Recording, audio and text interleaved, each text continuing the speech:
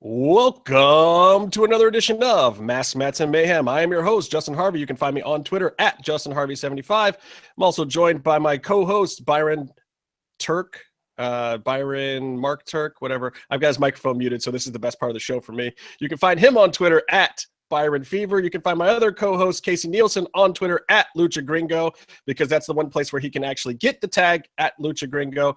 And we are joined today by a very special guest that Byron acquired for us because he was trying to get one of these t-shirts or something. I don't know exactly how the whole thing went down, but we will find out.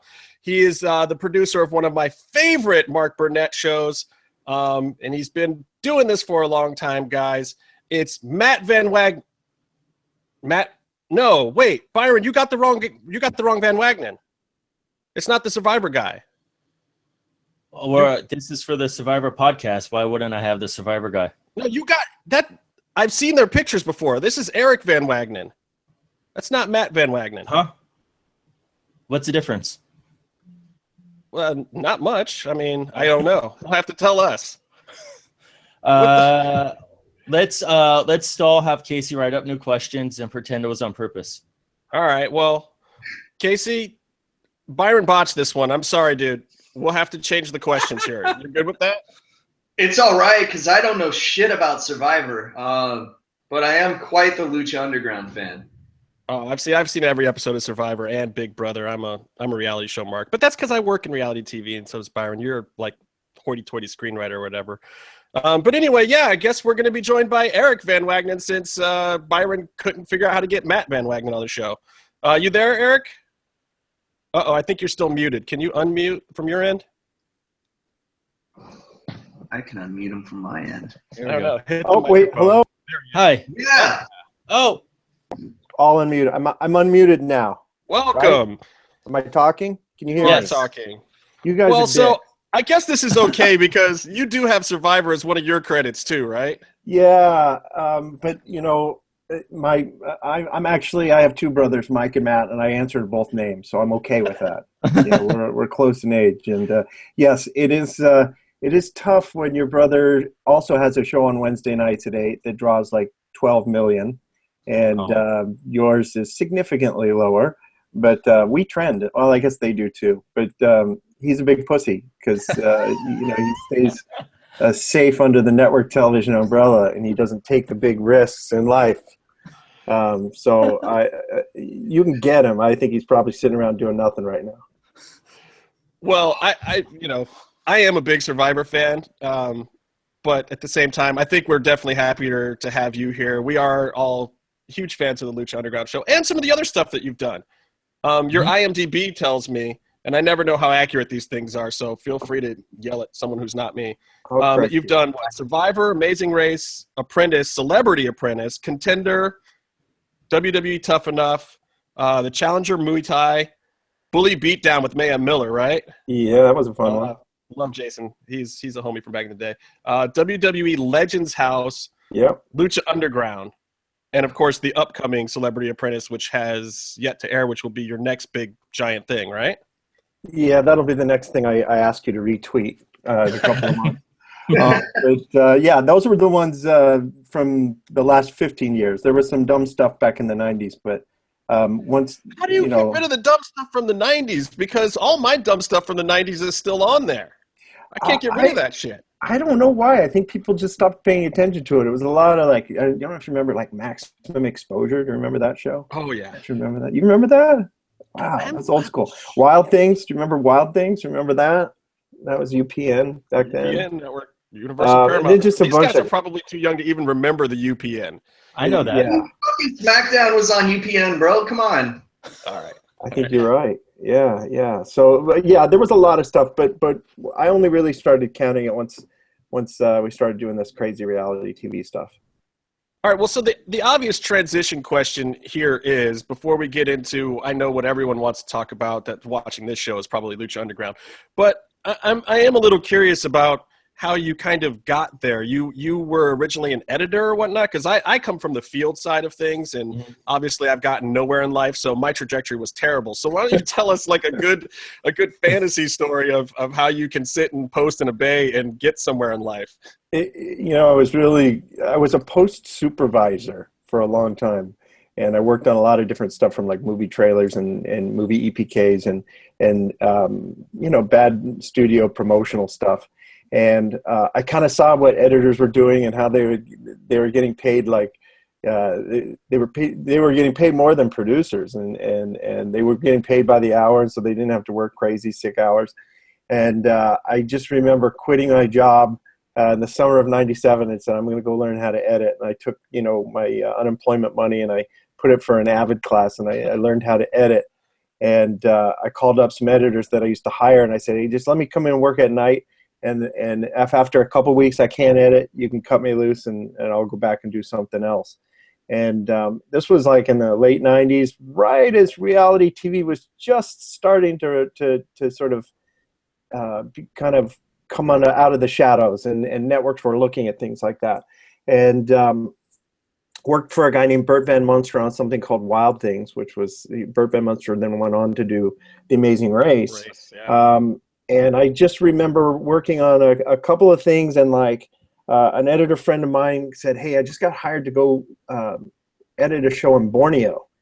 And he said, they're doing this crazy thing where they're taking like 16 people and they're throwing them on an island, and we're building edit bays on the island. and it's a network show, and they're throwing a ton of money at it, and you got to come try and get on it and come to Borneo with me.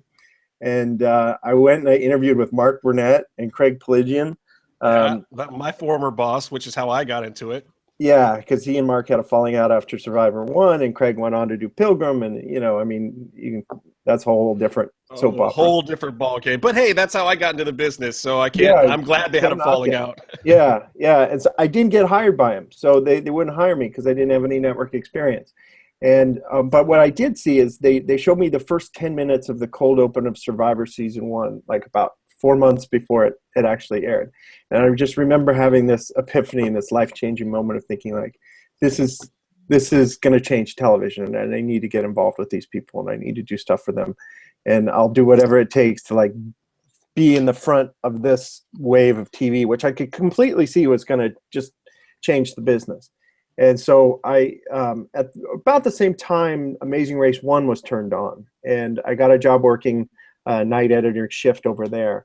And so I worked there for a couple of seasons, season 1, 2, and 3, I think, and then got to know some of the network people and sort of elbowed my way into, I think I interviewed with Survivor 4 times before they finally hired me, and got to come on there and met Mark Burnett, got in well with, really good with Mark Burnett. And you have to understand, Mark Burnett is a guy that saw the value of editing at a very early phase, probably before a lot of other people saw it. And, with the invention of the Avids, which, for people who aren't in television, an editing system was created that it was basically upgrading post-production from a typewriter to a computer. Yeah, it was huge. It revolutionized post-production, and it revolutionized the kind of television that you could make, where you could just take something and build it and change it and swap it around. And whereas before you had to edit shows completely linearly from, shot 1, shot 2, shot 3, you couldn't jump ahead. You couldn't. Yeah. And while you were doing that, we were still over at Pilgrim doing paper cuts on everything first. And I started doing paper. I mean, I was, those of us who started TV in I started in 1990, that's what producers did. We did paper cuts, and it left side had the video, and the right side had the audio, and you would do your radio cut, and you would cut in all the other stuff, and it was labor intensive, and it took there's just too much things that were changing. So I was lucky to be in the right place at the right time. I met Mark Burnett. He understood the value of editing. There was a period of time where he was going around town just snatching up every good editor in LA and throwing contracts at them and money at them, and it was a great time to be in television in the early aughts, as they say. Mm-hmm. And he would, he had Survivor on the air, which season 1 it drew, I think, 75 million viewers for its finale. I mean, that's like Super Bowl numbers in the U.S. And then he followed it up with The Apprentice, which had, I think, 40-something million for their season 1 finale. And he could do no wrong. And, people were just throwing money at him. I was going back and forth between Amazing Race and Survivor, and was kind of elbowing my way into producing the stuff that I was editing. I liked to be out in the field a little bit and wanted to do it that way. I got involved with Contender as the supervising editor on that show. And that was like, that was so different, to be able to work with real boxers, real professionals. And the thing that I really loved about it is it had real world stakes. Sergio Mora, who won season 1 of Contender, went on to win the WBC title. This really affected these guys. This changed, these guys would go from making, $2,000 a fight to, at the worst case, they were making $25,000, $50,000 a fight. So there was real world consequences to the show. And so that actually kept the reality part of it true. It changes the game for you too. Like I worked on the old Tap Out show. Yeah. And we saw those fighters like I met Cowboy Cerrone when he was nobody, and look at that guy now. He's like trying to get a title fight, and he's one of the biggest stars in the UFC. And we had a few of those guys on, and it was life changing for them. And that's when you realize that reality TV, regardless of what people see out there, it's not the hot tub reality stuff that we're talking about, but this other stuff can really change lives and really have an impact and effect. Absolutely. And the power of television, you don't need to go any further with my experience with Donald Trump. The power of television is significant, and it's real. And now it's changing. The TV business is changing with all the different delivery systems. But like you said with the Tap Out show, Bully Beatdown, the show, that little MTV show that I did, I could list the names of the fighters that came on for us, and it's sort of who's who in the UFC right now. I mean, we had Eddie Alvarez did, I think, 3 different episodes for us. I had Tyronn Lue came on. I mean, not Tyronn Lue, that's the basketball player. Tyron Woodley came on the show. He beat somebody up. We also had Dan Cormier when he was like 2-0.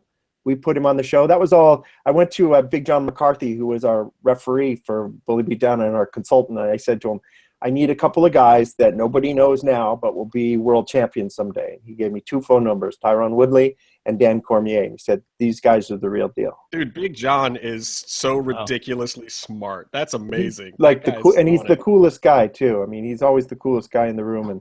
And I think honestly that's where I first saw Cormier was on Bully Beatdown. I don't know if I had seen his I think it was his first televised fight. And it was a really fun episode, and it was on the last season, and they only aired a couple of times. But I'd love to. I think I have it somewhere, but I wish that was out there on YouTube and stuff, because it was a really funny episode, and he was a really good guy, and all those guys were great, and Mayhem was great and crazy and unfiltered and funny, and a lot of the guys that did Bully Beatdown, if you go through the IMDb page, probably half the people who worked on Bully Beatdown are working on Lucha Underground right now. Which is good, because that's a great show. I loved it. I know Casey probably too, didn't you, Case? Yeah, I did. I watched that shit all the time. Oh, it's so great. I think I still have your application, Casey. I think, you were going to bring Byron on. We were going to be, you seem too pathetic. Yeah. He's always bullying me on the show. It's terrible. We had guys try to sneak through. We used to have ringers.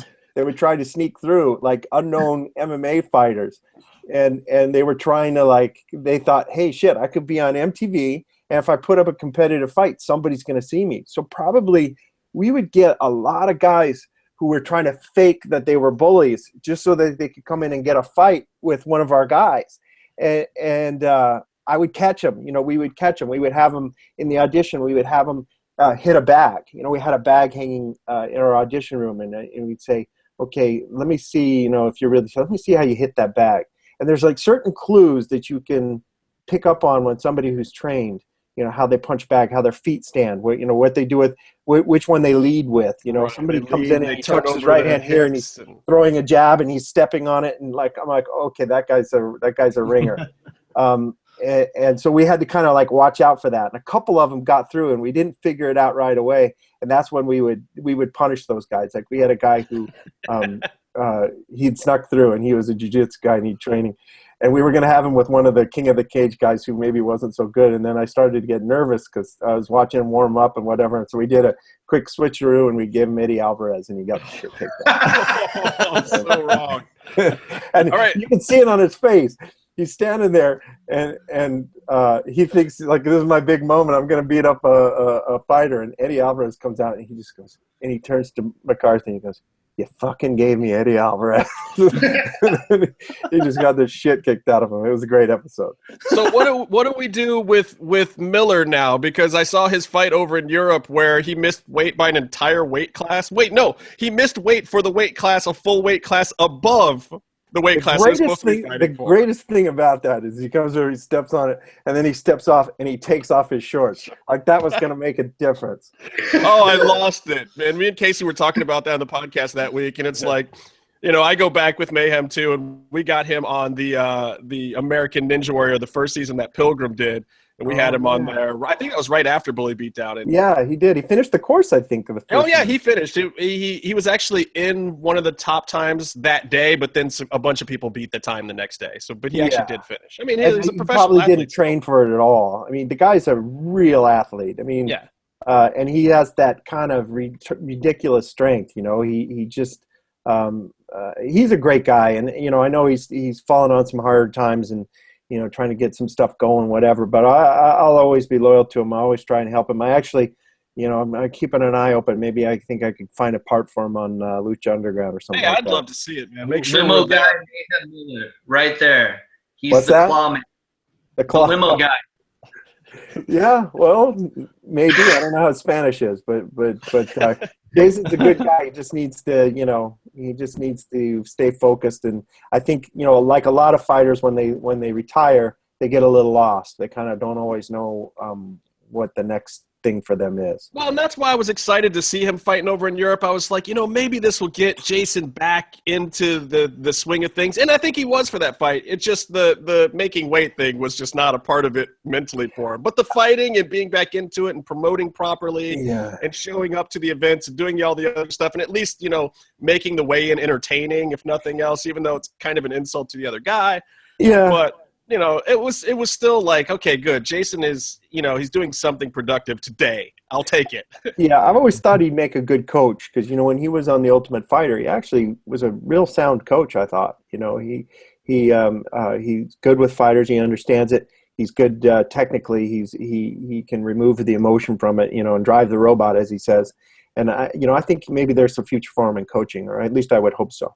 I hope so, too. So then I guess the most relevant question here with your previous TV background is, how did you get involved with these WWE shows? Because obviously that translates to this whole thing, but were they seeing you from those shows and saying, okay, this is the guy to come and do something involving wrestling? Like, how did you get in that whole world? It was kind of a very roundabout way. And initially, I think they approached Mark Burnett to do Tough Enough. And, you know, the thing about Mark Burnett is he is always the guy that gets the better end of the deal when you make a show with him. And Vince McMahon is always the guy that gets the better end of the deal when you make a deal with him. So there was a development guy that had put WWE together with Mark Burnett. And he actually said to me, he called me, he said, "I'm bringing WWE in. Would you want to be considered for this project if Mark does the project?" I said, sure. You know, I just finished Contender. I think I was in the middle of Bully Beatdown, and a development guy at a TV production company doesn't see the difference. He sees, you know, oh, it's a ring, right? Right. You can shoot one ring, and you're shooting another. So, you know, that guy knows how to set up cameras around a ring. So why not Eric? And evidently, the negotiations between Mark Burnett and WWE didn't go very well, which doesn't surprise me a bit. Yeah, big surprise. But that executive then went over to Shed Media, which was sort of at the time a smaller production house, and he brought WWE in there, and then they made a deal with WWE, and then he just called me anyway. And at the time, I was on hiatus, and I didn't really have. I was just sort of chilling out at home, looking for the next gig, and I went in to interview, and I got the job, not knowing more about wrestling than, you know, I watched a lot of it in the early 80s, you know, and so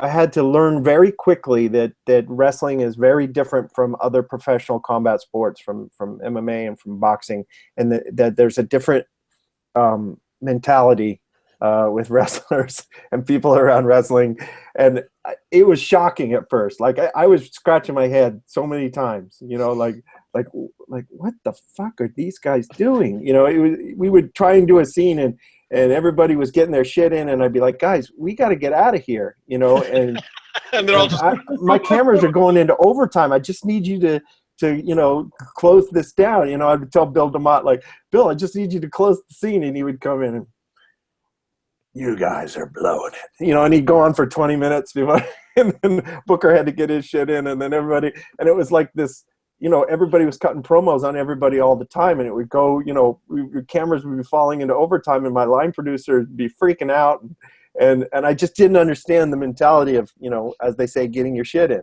Right. and so there's a lot of those kind of wrestling terms and ways that wrestlers behave on camera, and it's just what they're used to. I mean, WWE, everybody fights to get in front of that camera, and they don't give it up when they do.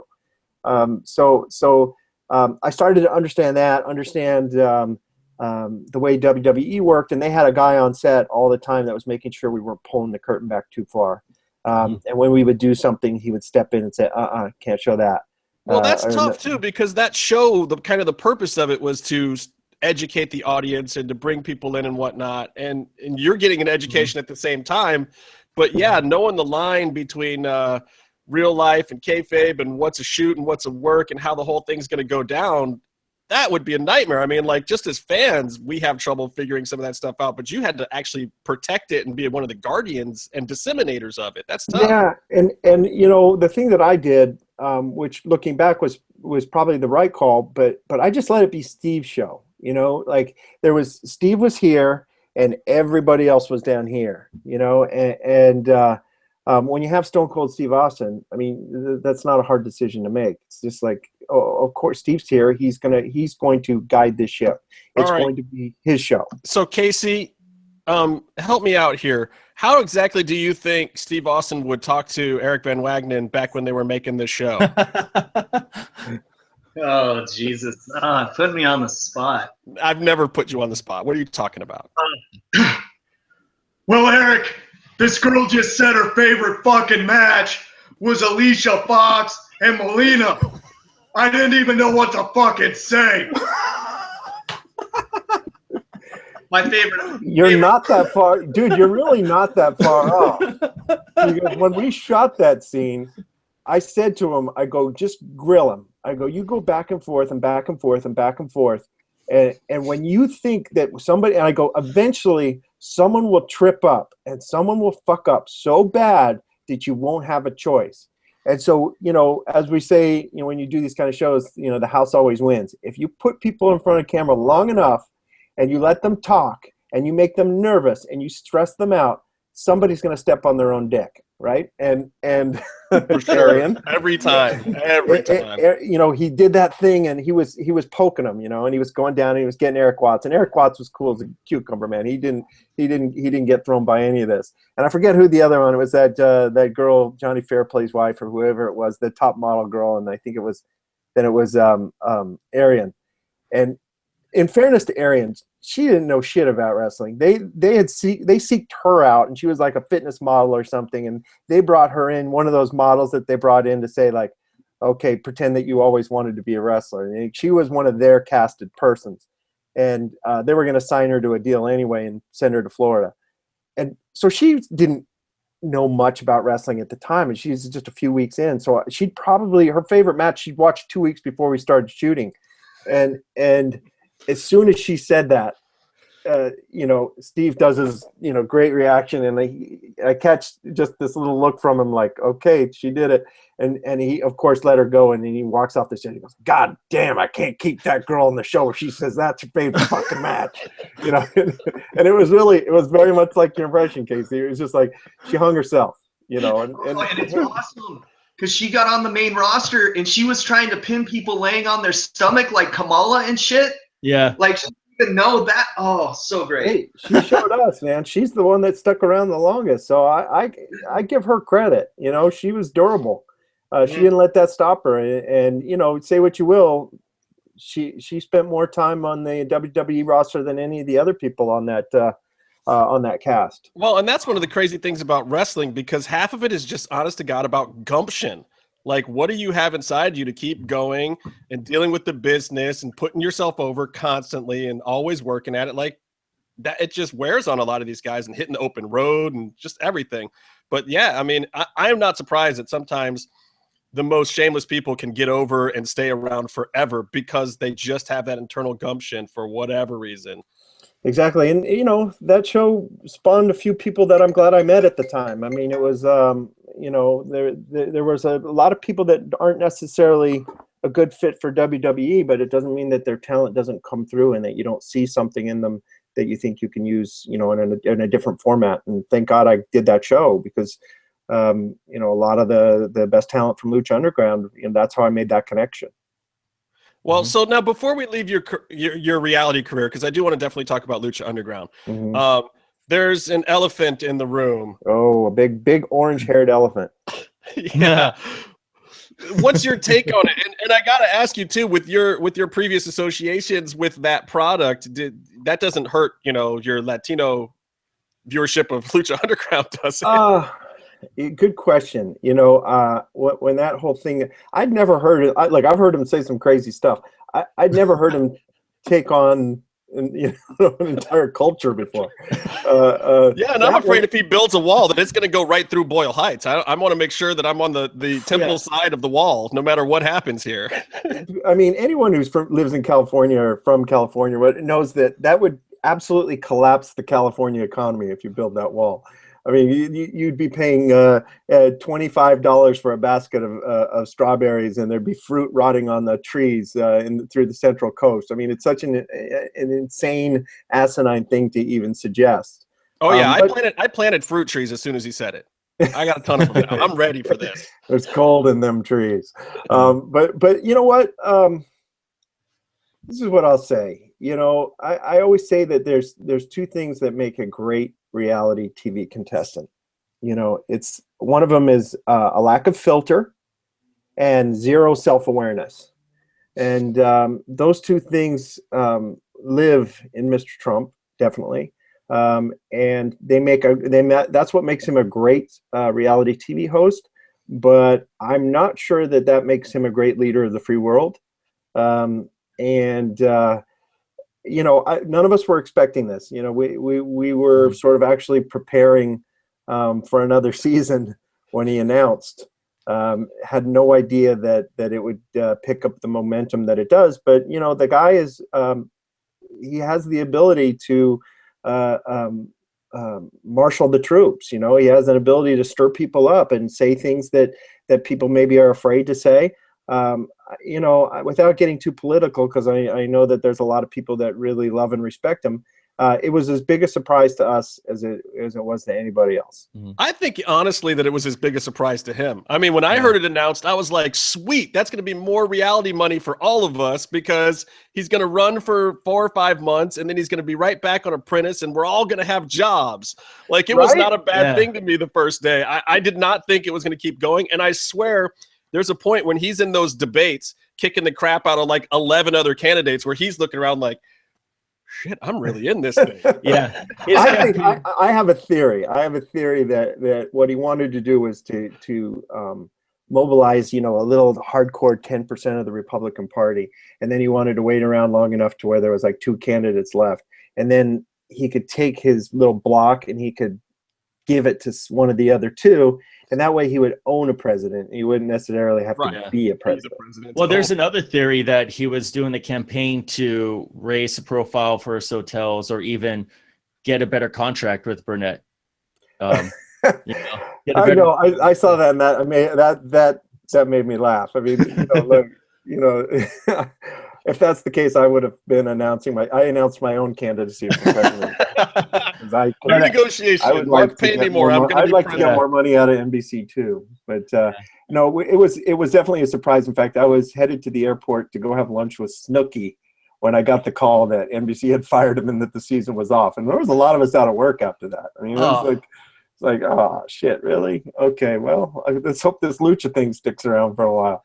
Well, so is that when Lucha came to your doorstep? Like, no, it was between seasons, actually. I mean, Apprentice doesn't shoot because of Donald's schedule. We couldn't shoot it more than once a year, and sometimes it was like a year and a half. So it was the kind of thing that Mark had approached me about and said, hey, just take a look at this, see if it's anything we want to do. Try to see how you would staff it, see who's out there, do some location scouting, meet with the different partners, just do kind of like a feasibility thing. And in a couple months, I'm going to ask you if we should do it or not. And it was literally, I was sort of wrapping up Apprentice while I was doing that.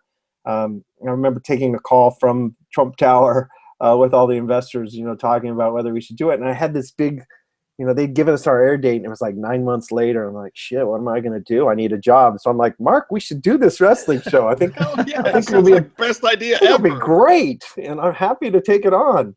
We kind of needed, there was a bunch of us that needed a job. So, but I say that like, it wasn't that flippant. I mean, we definitely saw that there was a need there, and that there was a market there, that if we played it right and we just sort of went where WWE wasn't, that we could probably carve out at the very least, I knew there would be a passionate fan base. I didn't know how big they would be, but I knew they'd be into it. And, I learned that from Tough Enough, that season, it was like with a show that's on USA Network that really doesn't promote wrestling on their network, through word of mouth and through advertising on Raw. I think we do $4.5 million for a premiere, which for a cable show is unheard of. It's like, it doesn't happen. So right. I knew that, like, if you build it, they will come. That's kind of the attitude with wrestling fans. They'll check it out. They may hate it. They may hate you for doing it, but they will at least check it out.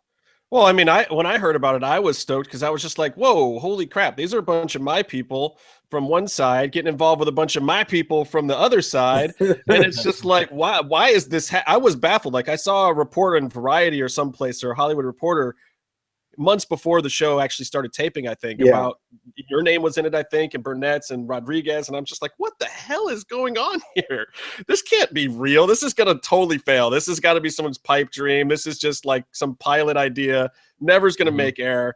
Well, and then, and that was, you're right though, because, one problem I always had on Tough Enough and on Legends House is how do you mix TV people with wrestling people, because it's like it's oil and water sometimes, and there's a natural distrust there. Wrestling people think that TV people are don't get it, and they're stupid, and they don't pay attention to the wrestling details that you need. And it's kind of like the Wrestling Society X, the MTV kind of did. You just kind of just change the rules of the subculture for the television. You can't do that. You kind of have to honor the rules of the subculture. And by the same token, TV people sometimes get the idea that wrestling is beneath them, or it's low rent, or it's like these people think it's real, and it's not those things. But there are a lot of sort of misconceptions between the two groups, and that's why I was looking for people like DJ who worked in both worlds, and he could speak both languages, and Chris Roach, same thing. So I tried to find as many people that we could bring in that had a foot in both worlds, and I thought that would be the only way we could really pull it off.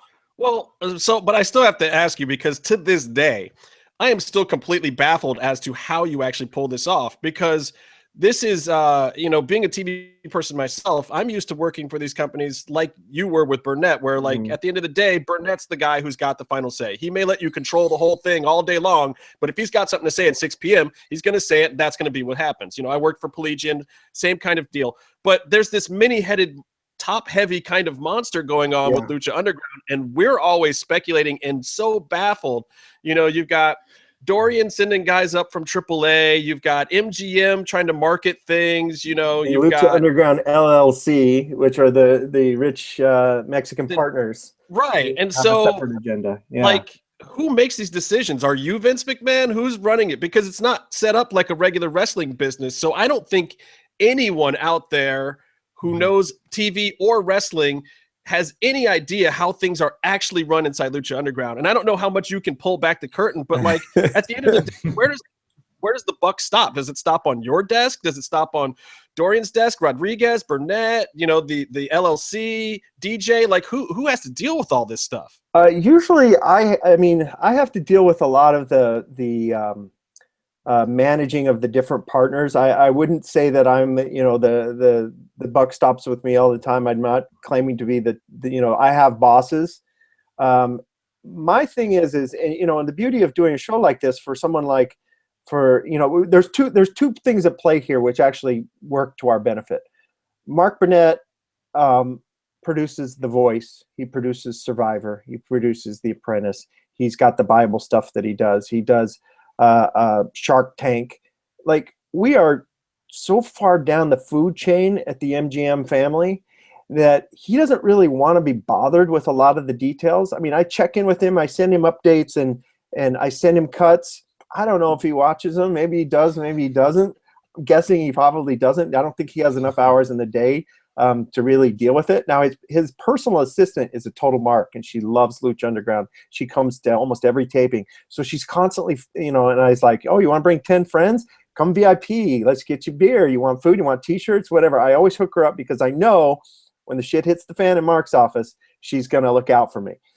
So she reports back that everything's awesome and the show is great and whatever. And so he doesn't really worry about it. On the other side, Robert has a whole network to run. And whereas he puts Skip Chasen, who's one of his top creative guys, is involved in the show. Robert is one of these guys who has spent his career kind of going against studio executives and network executives, and he's never wanted to create an environment where there was these middle management that had creative say-so over anything. And so there's not a lot of layers at Del Rey. It goes to him, it goes to Skip, it goes to legal, and I think in over 100 episodes now that we've shot, I think I've had like 3 notes from the network. I mean, they've been so minor. Wow. It's amazing. Yeah.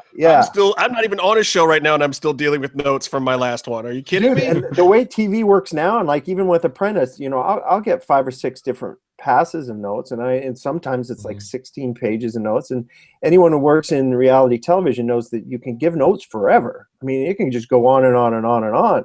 And that's the disheartening thing. And to me, that's my advantage, because I can get editors, and I come in and say, what you give me is 99% what's going to air. And so creatively, you're on the hook for it. And I think as a showrunner, you have to do that with people, because that brings out the best in people. If I tell a writer or an editor or somebody who works on the show, what you create is not going to be messed with. That's what's going to air. They never phone it in, because they feel a personal connection to the work. And I know that from years of being an editor, knowing that my first cut was going to be gutted and it was going to be torn apart, and some 26-year-old network executive was going to give me moronic notes, and I'd have to spend my weekends away from my wife and kids because I'm busy working on cut 17 of some stupid reality show. If you take that out of it, you get a very committed and passionate crew, and creative people want to work for you. Even though it's one of the smallest shows on the TV dial, I have a lot of super creative people that are way too good for a show of this budget, who are willing to take a cut and pay to have that kind of creative freedom. And I think that that's one of the things that's sort of the magic behind Lucha Underground sometimes. Well, okay, so while we're talking about your editors, put these guys over, because I think they might be some of the unsung heroes of your product. Like, we know Skip and DJ and Roach and, the guys we see at the temple, and even the cameraman, because your jib guy's awesome. Love that dude. Yeah. Amazing. But who are your editors? Put these dudes over. Like, what are they doing? How do they make this thing? We got 3 editors, and these are guys that I've known forever. 3 of them are Barry Murphy, Ryan Hermosura, and Nick Stoller. And they're like brothers to me. Like Nick and Ryan were both assistant editors for me back on Contender 11 years ago. And I like to think that I helped teach them how to edit, but I think they've both sort of exceeded where I was, and they've gone on and they're more creative and more clever than I think I was at my best. But these are 3 guys, and Barry, he cut the pilot of Bully Beatdown, and that was the first place we worked together. And he was so funny, and he had such a good sense of humor.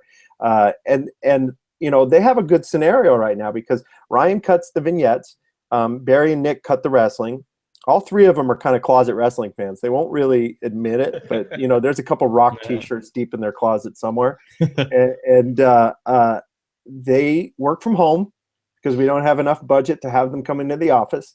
So they've set up Avids in their living rooms or their bedrooms or their offices at home, and they just email me cuts once a week. Ryan, whoa! You're an EP. You're not standing over their shoulder bitching about stuff and spilling coffee on their desk. No, I don't. Look, these guys I trust. I mean, I've literally known them all more than 10 years. So we've worked together. We've edited together. As an editor, I used to take Ryan's work and I would sit him down next to me and I'd say, okay, this is why I'm changing this, and he would feed me. Like in reality TV, you have your finishing editor, and then you have your B and your C editors and stuff like that. And your finishing editor takes the other cuts and they change them and they work them in and they try and smooth everything out so that it looks. Well, those guys did that. We all worked together on teams, in the past, so we know each other very well.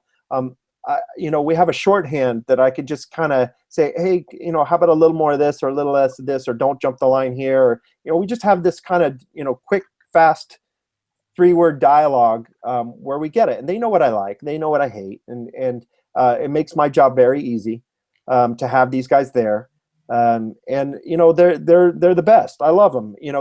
They when they're not working on Lucha, they work on The Voice, they work on Survivor, and they work on Shark Tank.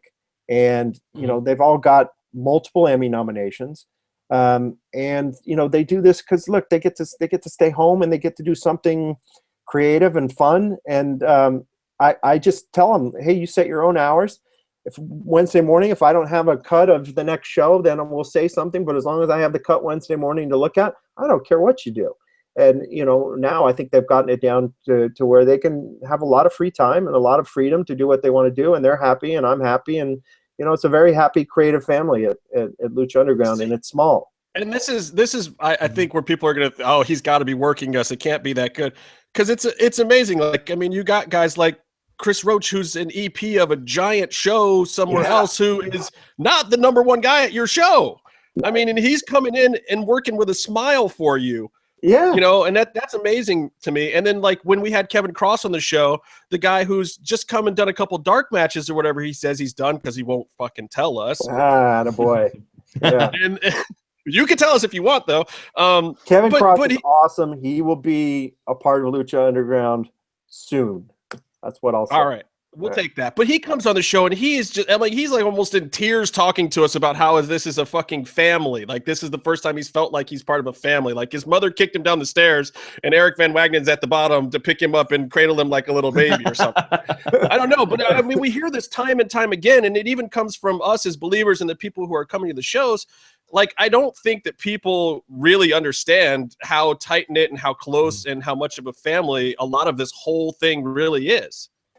And that's sort of built through strife. I don't know, you guys were there in the early days. We had some rough weekends there at the temple, but ultimately, when you have long-term relationships with people, like the lighting guy, he and I spent 4 months in Singapore together shooting Contender season 4, and the editors and the cameramen, and like a lot of these guys, we've put the time into with each other, and like Tony Jensen, who was a Vampiro psychologist in season 2. He was my line producer on Tough Enough, and he worked on the early seasons of Apprentice. I've known him forever. Josie, who manages the live events, Josie, who you guys have to be nice to in order to get the good seats. And she and I go back to the Contender season 2, which was 2006, and so. It is a family, but it was a family before Lucha Underground. We've just sort of opened our doors and made a bigger family. And a lot of that is just because, Mark Burnett Productions was a really great place to work. And it's MGM now, and it's changed, and it's not the same as it was 10 years ago. But, back then it was, we felt like we were doing something that was kind of revolutionary, and it was going to change television. We all felt appreciated and well paid and rewarded, and friendships, if you've got to spend all this time with people, you might as well spend it with the people you like and the people that you trust and the people that have your back. It does definitely feel that way. And a lot of it is because wrestling is a tough business and people get kicked around a lot. And, a lot of people in the wrestling business lie. all the time. And I think when you just come in and you treat people like you would on any other TV show, they respond that way. You know, they respond with a sense of, wow, I feel appreciated and I feel taken care of, and I'm going to give you my best work because of it. And you know, we don't have the money to compete with some of the other bigger groups, and so we need that sense of loyalty from the people on the show. Well, so top to bottom. So I got to ask you the kind of tough question that comes out of that is, you are doing this basically on a TV budget, from what I understand, which I can't even imagine how you make a wrestling product when you're trying to budget out line items for, and you've got all these mouths to feed and different things to keep going, and you know, guys who want to work and this and the other thing, and you've got guys who are coming in with AAA gimmicks. Then you've got guys who are characters that you've created yourself from thin air. And then you've got guys who are their old wrestling personas that they're bringing in that they may own themselves. Like, how are you guys dealing with like the intellectual properties and merchandising and all of the other stuff that a wrestling company deals with every day, but you guys, you know, are kind of coming from a TV side? How the hell you manage that shit? It's hard. We've made a lot of mistakes along the way. We're learning, you know, the hard way in a lot of this sort of stuff, and we are still adjusting our contracts and still adjusting our employment agreements. And yeah, we've fucked it up as much as anybody has. But you know, our lawyers, that, you know, we have MGM lawyers, so they're good. You know, we're not just some tiny little production company. I mean, as small as the Lucha Underground staff is, we do have the heavy hammer of MGM behind us. So when we need it, we have lawyers, we have people who can stick up for us and you know, do the real sort of the powerlifting in those situations. But we haven't. Yeah, every situation is a little bit different, because you're right. You're exactly right. Some of the gimmicks are owned by AAA. Some of the gimmicks are owned by the own individual wrestlers. Some of them DJ and Roach have created, and then they belong to the LLC. And it's everything in between. And sometimes you take a guy who comes in, you know, and he's Willie Mack out on the indies, but he's the Mack at Lucha Underground, and we own the rights to the Mack, but he owns the rights to Willie Mack. And, you know, look, it's not a perfect science. And, you know, there's a lot of people who've learned how to sort of sneak through the cracks and come in and utilize some of our talent and some of our IP in ways that are not against the contracts, but certainly outside of the spirit of the contracts. You know, we're trying to be fair, but at the same time, you know, we have to survive and we have to protect our IP as we go. But the long, boring answer to your good question was, we haven't quite figured it out yet, but we're working on it. Yeah, I mean, dude, it scares us as fans, because it's like, oh wow, this dude just pissed off AAA down in Mexico. Is he gonna still show up at Lucha Underground? Or you know, oh, this guy is an indie guy, but he's out there sneaking his gimmick around from Lucha Underground. Is he gonna get a slap on the dick or whatever? Like, we're always petrified as fans, like, because I think we can even sense how volatile and touchy some of these situations are, and how much it might not be set in stone yet. And you know, it's a hard thing, because you know, you want to follow the hard line contract that everybody's agreed to, and you try to do that. At the same token, I'm a human being, and I understand that, you know, to be in this business, you have to survive in this business. You know, every dime counts. You know, these aren't guys that are out there, you know, making money and buying a second home, you know, at the beach somewhere. These are guys who are trying to feed their family. They're trying to feed their kids. They're trying to do this in a way that allows them to do the job that they love, and not have to go get a 9-to-5 in a factory somewhere. You know, so you know, the human side of me wants to say, hey, as long as you show up on Saturday and Sunday and you give us your best work and you put it all out there, you know, look, I'm not gonna get my nuts in a twist over whether you sell something out of the back of your truck. But there are people who do care about that, and you know, it is a business, and our partners have invested a lot in this, and so I have to be the boss sometimes and you know, tighten that up a little bit. But it's always a gray area. I mean, there's more gray areas in this goddamn show than in any show I've ever worked on in my life, and it keeps me up at night. But that's why there's 75 podcasts about it now, because we can all talk about these gray areas for hours because there's so much cool stuff. Like wrestling fans are crazy, man. They're just it's wild, you know. Well, you don't see the 75 podcasts on The Apprentice, and we draw 10 times the audience. Oh, exactly. Well, you know, but it's just like that because we get invested in it, and that's part of it. And I think what has supplanted old school kayfabe and full belief in the characters that you see in ring is now the wrestling fan, or the smart mark, or the smangry mark, as it may be in Casey's case. Is it okay to call somebody that? Is that like outside of hashtag smangry? No, a smart mark. Like some people get mad when you use that term. Some people do get very mad about it, but the simple fact of the matter is, like, you know, I used to listen to Ryder and Borash on the internet and this kind of thing, and nowadays it becomes more exciting and a bigger way to invest if you're a real fan to know a little bit about what's going on behind the scenes. It makes the whole thing an actual hobby. As opposed to the casual fan who just wants to sit down and see two guys kick each other's ass. There's too much wrestling to me on TV for that to still just be the only entertaining part of it. It's like, I want to know more. I want to know who some of these guys are as people, or who they're representing, or how far they're going to take their kayfabe. Like, I think that's where you get all these podcasts, because, you know, guys like me and J-Man from The Last Real Heels, we think very similarly about a ton of things, but at the same time, you could listen to us both talk about it for 20 minutes and it will be a completely different experience. It's also just a strange phenomenon. It's also, I mean, Lucha Underground is only an hour a week when the season's airing, and when everyone gets together for the tapings, they're waiting in line for like half a day, a full day, and we're just always talking about it. And when the tapings go away, or when the show isn't on, there's that void that we're trying to fill. Like, there's more of a thirst for the product, for the discussion of the product. And I think that's why there's so many podcasts, because you're just getting together with other people and talking about it, and there's the technology to upload it and share it real easily. But everyone just wants to keep talking about it.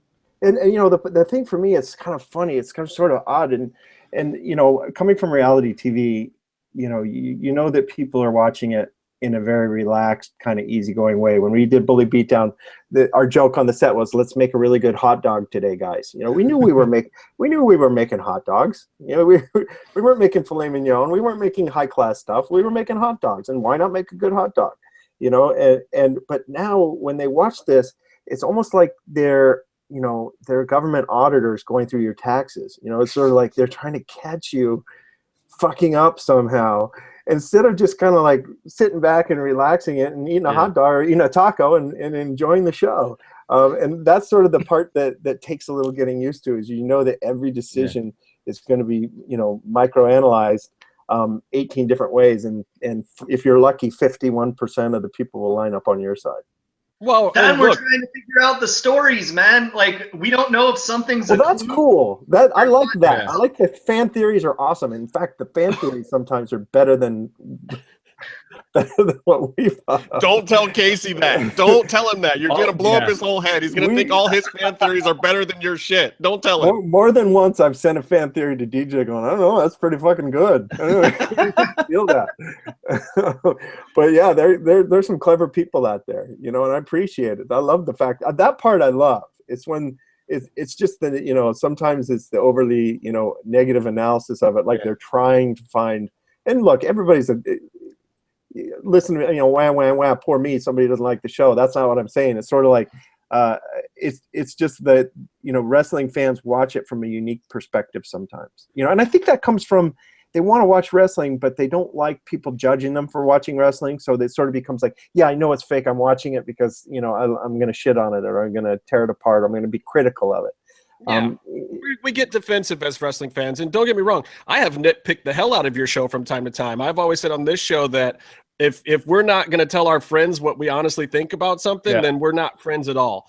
So you know, I do that too. You know, my brother and I, you know, when we watch each other's shows, I give him shit over stuff that I think is stupid, or doesn't make sense, or if Jeff Probst got too into somebody's shit, I'll get mad and I'll call him and I say, hey, why'd you do that? Why'd you include that? That sucked. I didn't like that. And he does the same for me. So, that's sort of normal, I guess. It's just that wrestling has they personalize it's very it or unique. something. Well, I mean, we saw you get a little bit chewed up on some of your comments on the deletion thing. Yeah, we got to bring it up. God. No, but I mean, I don't really care. I saw about DJ on a podcast said that he liked the final deletion, and I was wondering if that made it a little awkward between the two of you. He said that on a podcast. Yeah. Yeah, I think he said. Okay. Right? Is there a head writer opening now? So what do they say about all wrestlers lie? Is that what they say? No, for me it was interpreted the wrong way.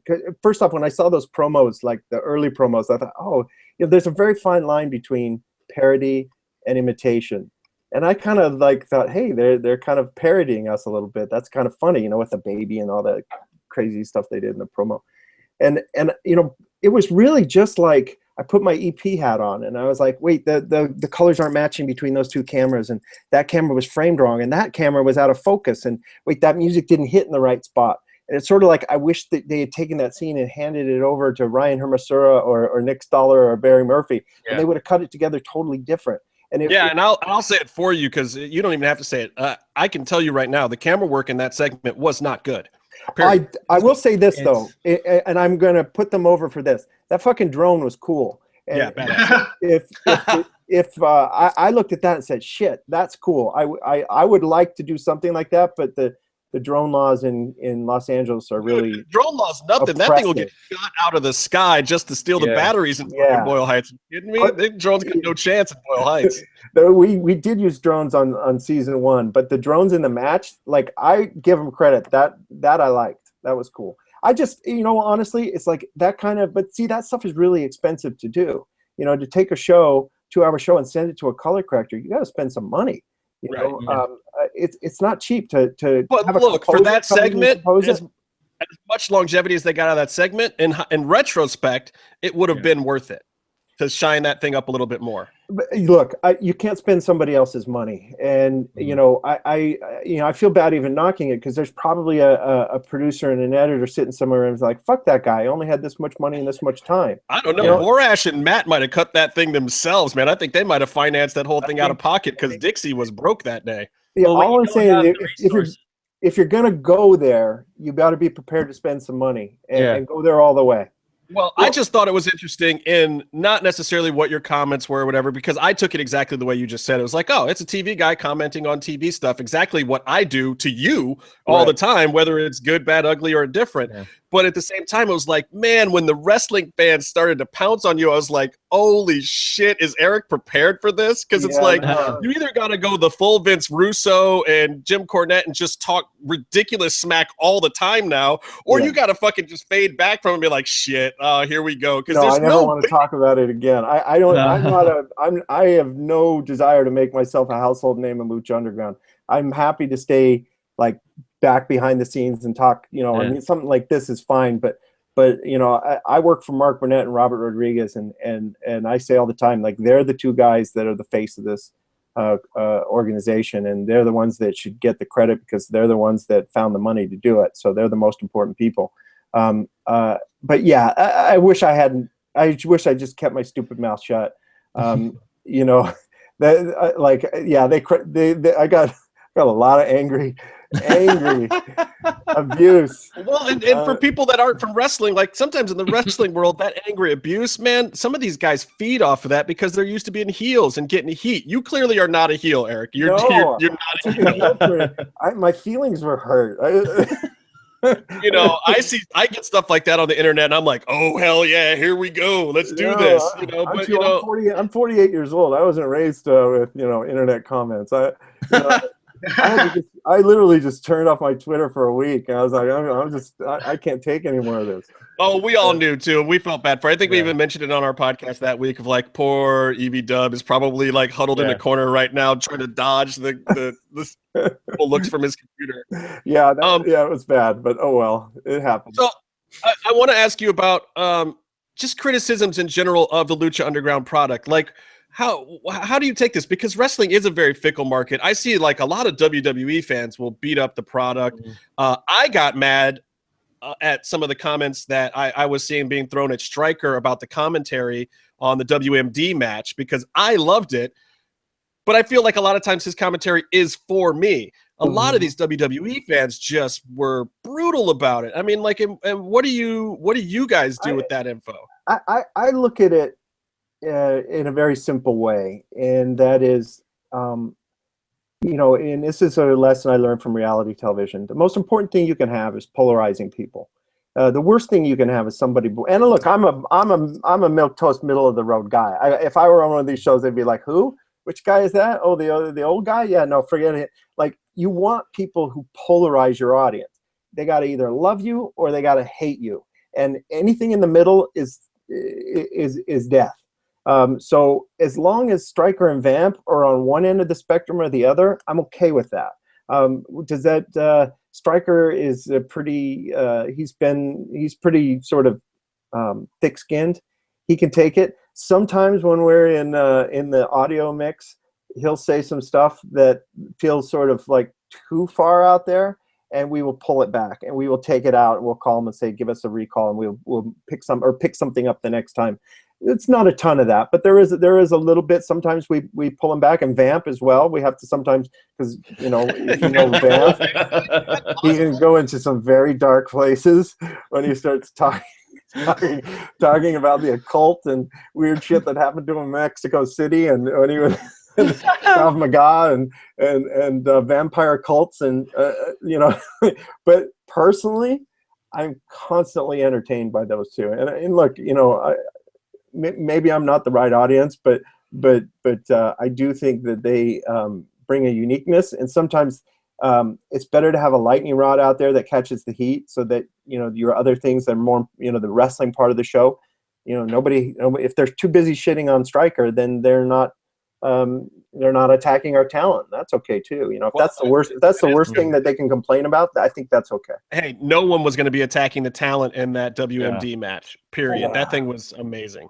That was you know, and I credit DJ and Roach on that one, because they had to talk me into that.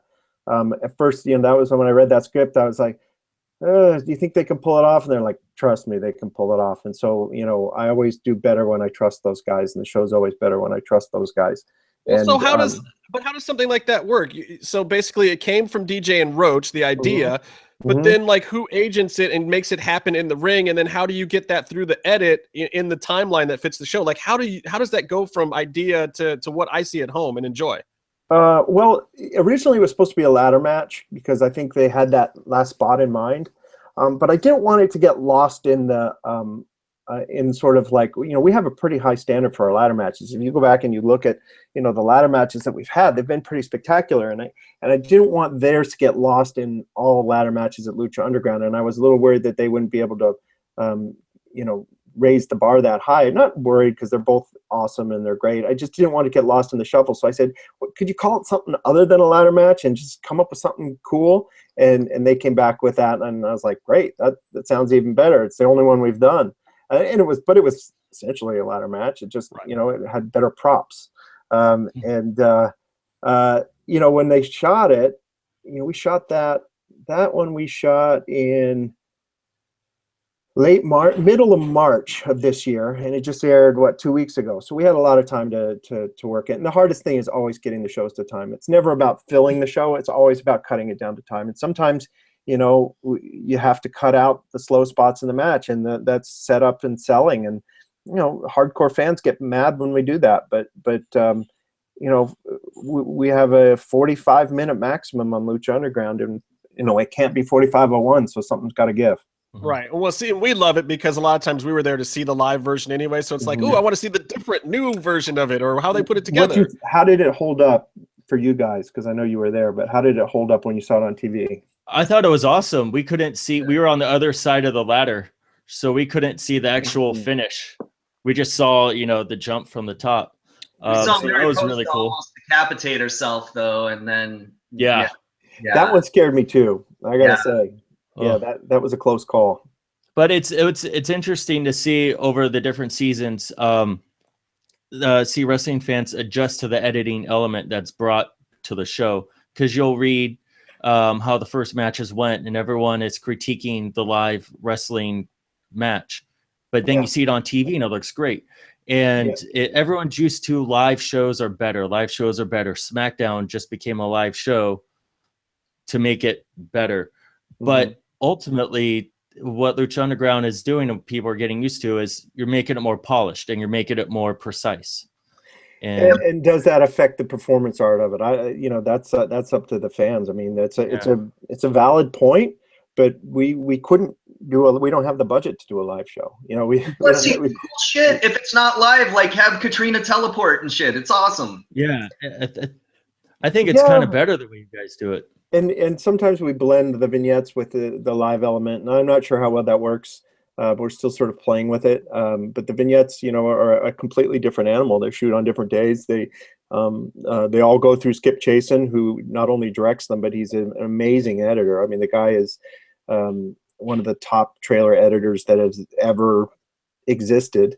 And he is like a savant when it comes to taking something and just elevating it. I mean, we're so lucky to have his, and the good thing is our editors, our 3 editors, they have such respect for him, and they want nothing more than to make him happy every time they see a cut. And when he shoots back a little note that says, he's one of these 2-word emailers, and he'll write, he's this sweet guy, and he'll write back a little email that says like "cool beans," with an exclamation point, and like they'll frame that. I mean, it's like the coolest thing ever when Skip likes your work. And so they're not cutting for me, they're not cutting for the audience. They're cutting because they want a pat on the head from Skip.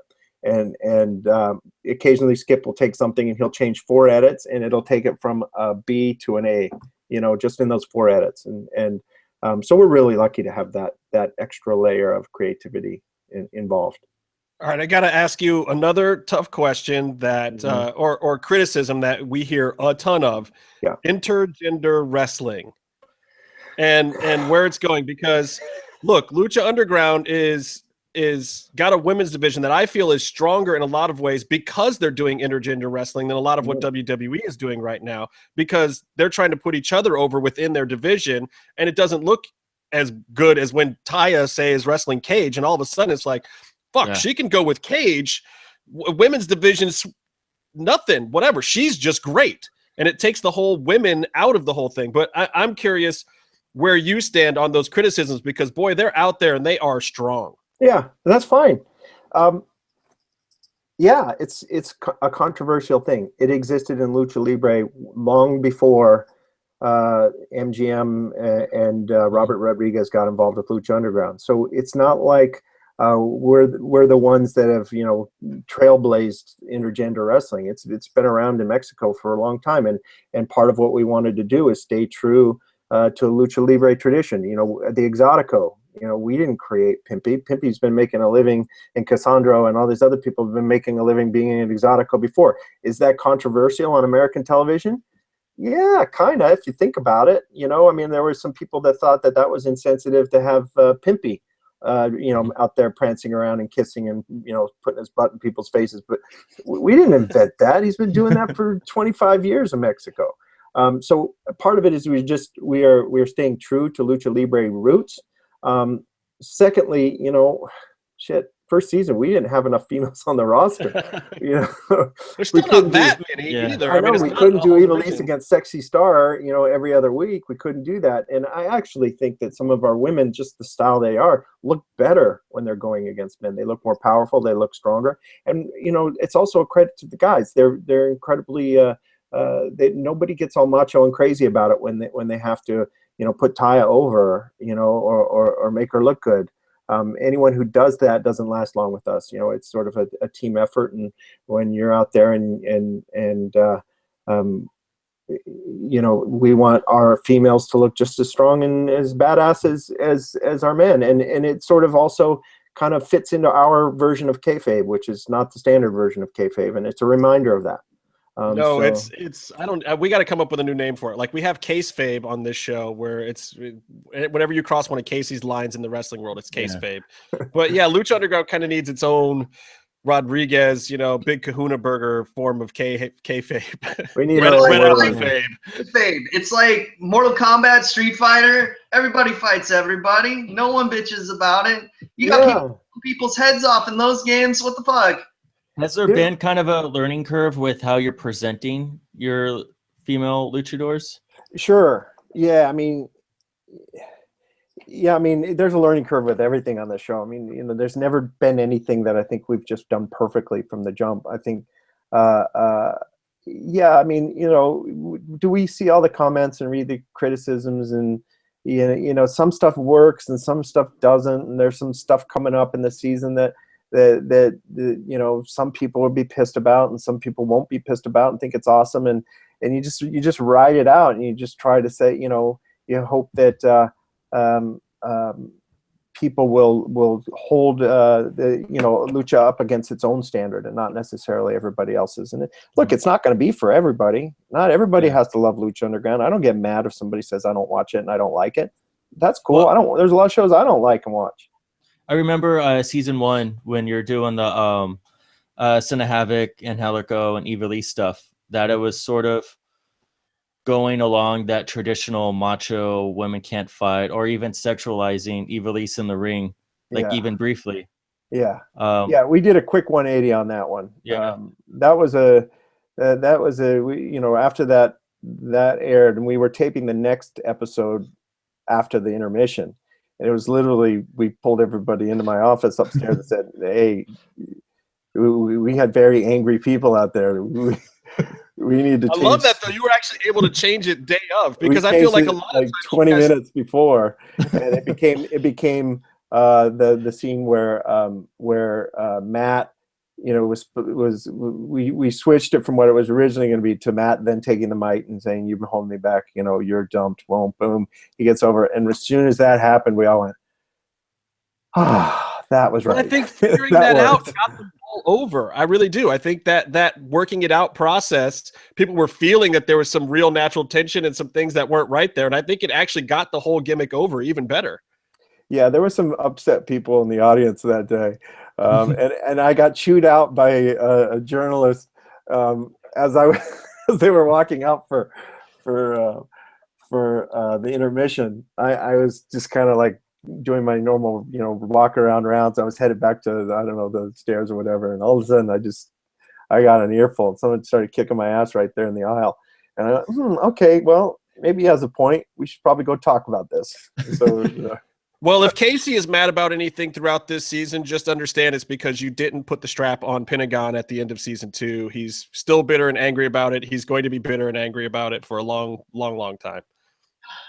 It's my cross to bear. I'm sorry. Still mad about that? Well, I just think of it this way. We like the long con. We're the long play. Nobody gets an easy ride right to the strap. You got to earn it. And Casey is always ready to fall for the long con. All right, here's my personal criticism of Lucha Underground, Eric. Cool. It's merchandising. Oh, yeah. I feel like Lucha Underground has a disadvantage in coming from the TV side because you're not Vince McMahon trying to line his pockets with just cash out of nowhere, because I feel like there should be some more masks for sale, some more T-shirts, some hats, some more character T-shirts. Like when that Pentagon shirt finally hit, brother, come on, you can't tell me there wasn't some bonuses involved that day, because I know those shirts sold. Sold out in the first day. Absolutely. You're right. That's not handled by the MGM side of it. That's handled by the LLC side of it. They have a team that, they're trying to, we're all sort of adjusting to the demands of having a wrestling product on the air, and there's some learning curves, and there's some things that are done wrong and things that are done right. But that I do not disagree with you even a little bit.